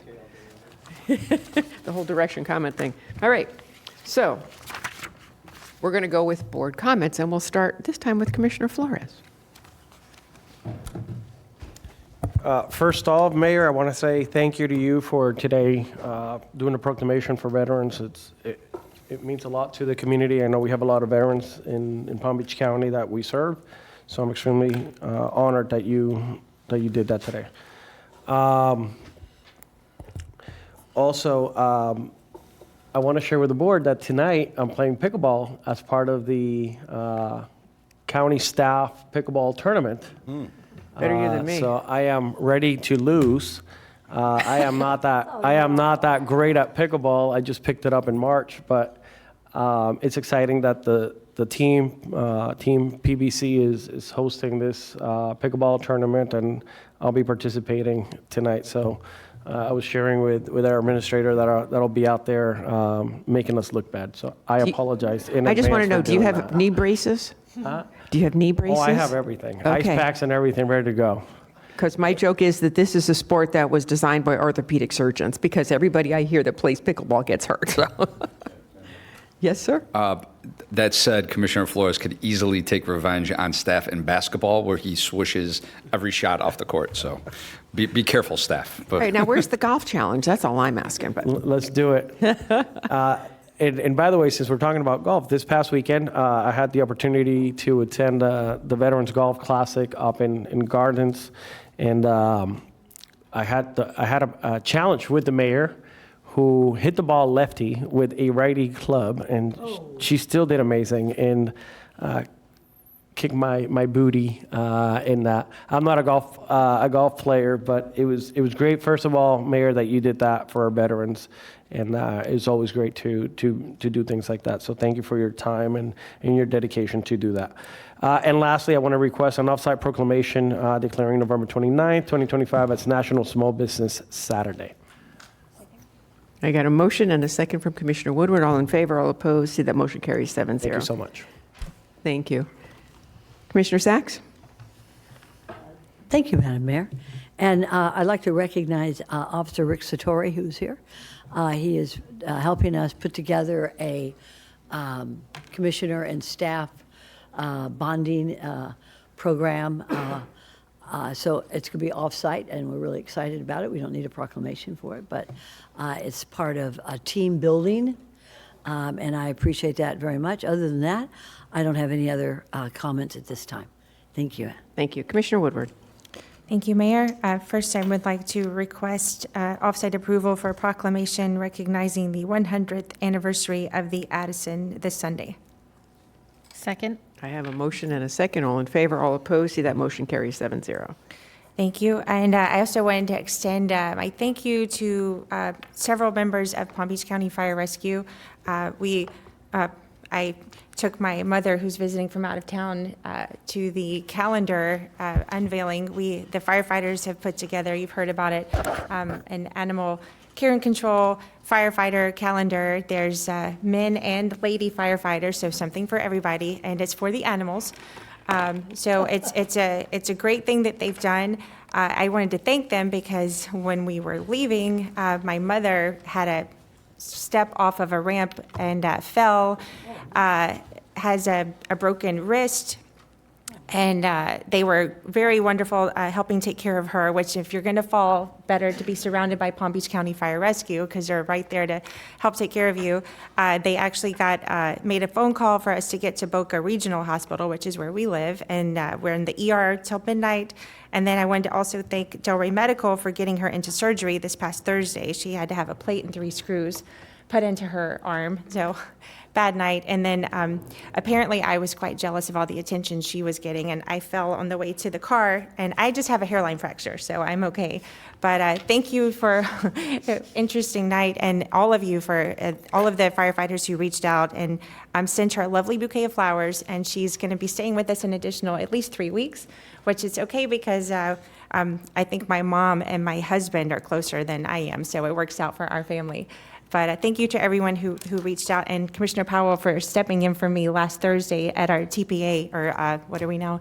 MPO meeting, so I could be with her for the surgery. So just thank you to everyone who's reached out to ask about her. She's recovering nicely at home, and all of my dogs are very happy she's there too. So thank you, everyone. Thank you. Vice Mayor. Thank you, Madam Mayor. I would like to request permission for an off-site proclamation declaring November 19th to 26th as Farm City Week. Second. Okay, then I'm going to amend what it says in here because it says 17th to the 23rd. Sure. So you said 19th to the 26th? I think either would work. Okay. We got lots of days. Maybe make it 10 days. So I have a motion. May I have a second, please? Commissioner Weiss already did. Oh, I have a second for Commissioner Weiss. All in favor, all opposed, see that motion carries 7-0. Thank you. That's all? Okay. Thank you. Commissioner Weiss, you want to go now, or you want us to come back to you? You can come back. Okay. Commissioner Powell? Thank you, Madam Mayor. I would like to request an off-site, actually request 2 off-site proclamations. Approval of a proclamation declaring November 2025 as Young Entrepreneurs Month. Second. Thank you. We have a motion and a second from Commissioner Woodward. We'll give the next second to Vice Mayor. And I also want to request an off-site proclamation declaring December 1st, 2025 as World AIDS Day. See, I got the second from Vice Mayor. All in favor, all opposed, see that motion carries 7-0. Thank you. And I'll say this week, as the past week was pretty active and interesting, I did have an opportunity to join the National Alliance of Mental Illness, NAMI, walks on Saturday, where I believe our Assistant Deputy Chief, I don't know the title, Deputy Chief Assistant County Administrator Todd Von Laren, did I say that right? Deputy Todd Von Laren was out there, but also joined by Commissioner Greg Weiss, who did walk a mile, right? I did the 5K. And then prior to that, it was Friday, I got to join Administrator Abruzzo and our Vice Mayor from District 6, I'm District 7, 6-7, out in Belglade for a luncheon honoring the teachers and administrators in that area who had done very well. And I believe Vice Mayor Baxter can tell you a little bit more in their ratings and rankings for their schools this year. So congratulations to Vice Mayor Baxter and Administrator Abruzzo for inviting me to an excellent event where they even served us great lunch. And I had probably one of the best candy apples that I had in a long time, probably since I was a kid. So I was glad to join District 6, 7 District 7 here for that outstanding and amazing event. Thank you, Mayor, and thank you, Vice Mayor. Thank you. Commissioner Weiss. Thank you, Mayor. Okay, first up, I'd like to request an off-site proclamation. We are for declaring November 2025 as Alzheimer's Awareness Month. Second. I have a motion and a second from the Vice Mayor. All in favor, all opposed, see that motion carries 7-0. Wait, can we do it again? No. And this time we'll give the second to Commissioner Floyd. No, I'm only kidding. Okay, we have a motion and a second. All in favor, all opposed. It was already voted in, 7-0. Okay, Commissioner Weiss. Thank you. For those who were not in attendance Saturday, we had Lagoon Fest downtown here. It was a smashing success. I mean, tens of thousands of people attended. It was bigger than ever. and very well attended, people educated about the Lake Worth Lagoon, the importance of that estuary, as well as the great work that's going on between the county, our state partners, as well as our municipal partners in improving the quality of that water body. This coming Saturday at 2 p.m. in Lake Worth, we're going to have a celebration of veterans, so invite the public to join us. And on Sunday, as mentioned earlier, the West Palm Beach Veterans Day Parade is going to take place here on Clematis Street, and invite everybody out there. And lastly, a shout out to the Green School. They won their division title in tennis, so first time for them. And so congratulations on that. I'd like to ask the administrator for an update on the La Quinta. Absolutely. Administrator? Thank you, Mayor. Thank you, Commissioner. The La Quinta property did not meet the terms of their due diligence process. They failed to meet several issues to correct with their lodging establishment. So I have to report to you that it is staff's recommendation of approval to not continue with the purchase of that property, Commissioner. Thank you. Thank you. I would like to go ahead and make a motion to terminate the contract. Second. We have a motion from Commissioner Weiss, a second from the Vice Mayor, and Commissioner Flores, your light is on. Is Commissioner Weiss done? Yeah. So since we're terminating this particular contract, I think in past meetings, there was conversations of looking at Ramada Inn. Is that something that we are going to be looking at, or? I'm not opposed to it, but can we have that I conversation would think at we could have a later- conversation about it. Yes. Bring us back some information. Is it still for sale? And then we can take it up at another time. Please. Okay. Understand. Thank you. Commissioner Powell? I was going to echo the sentiments of Commissioner Flores, but my question would be, if staff recommends that we stop the purchase, what would be the plan? What's the other plan? Do we have another plan, or what are we doing? Because as far as I know, we're still in this situation where homelessness is a big issue. We're in a crisis. It's the biggest issue. Housing is the biggest issue facing people nationally. I know, and it was our challenge to try to assist, but my question would be, what is the plan? Do we have another plan? What are we doing? Are we active? Because what I'll tell you is the challenge that many of us are going to face is this idea that housing is not affordable or sustainable. And right now, with the government being shut down, many people are concerned that there will be people who are not getting their food subsidies with regard to food stamps and WIC. And by the way, I've heard people say things that, well, people don't get WIC, they won't get their food stamps, they need to get up and work. That sounds good, but I'll tell people this. People don't understand how money works and how an economy works. If the federal government funds WIC and food stamps, all those people who are purchasing goods using food stamps and WIC, those goods spur economic activity throughout the economy. Not only are the people who are not receiving those economic incentives, such as food stamps and WIC, going to suffer, it will be the people who are working at grocery stores that will now not see those additional funds that are coming in. It will be people everywhere that feel the benefits of those federal dollars that are injected into the economy. So what I'm sitting at and dealing with is, especially for District 7, is what are we doing? How are we going to create impact, and how are we going to create lasting help? And on top of that, one of the things I should have brought up is there's also pressure from within my district, questions with regard to the hurricane that just hit in Jamaica. We are in some times where a lot of people are facing a lot of issues, and I just need to know, what are we doing to assist?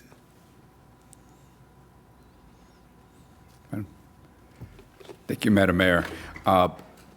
Commissioner, the motion at hand for staff is focusing on the termination of moving forward to purchase the location due to problems with the facilities. As far as getting direction to look at the Ramada Inn, I know staff did a preliminary review of it. We will be happy to go in for a deeper dive, contact the owner, make sure that the property is still for sale. Administration side, we do not want to set your policy whatsoever. So if the will of the board is to find another location and provide you options, that's exactly where we will head, starting with the Ramada Inn. Thank you. Commissioner Sachs, any additions? I think that that was a good question, Commissioner Powell. What are we doing? And I think that it's with the federal government taking the actions that it has affected 166,000 people in this county for food. And that's why, with the help of Administrator Abruzzo and my colleague Flores, we let everybody know on the news and in the mail and on a website that food is available here in the county. We have food in the county. No one should ever go hungry here in Palm Beach County, regardless of what the federal government does.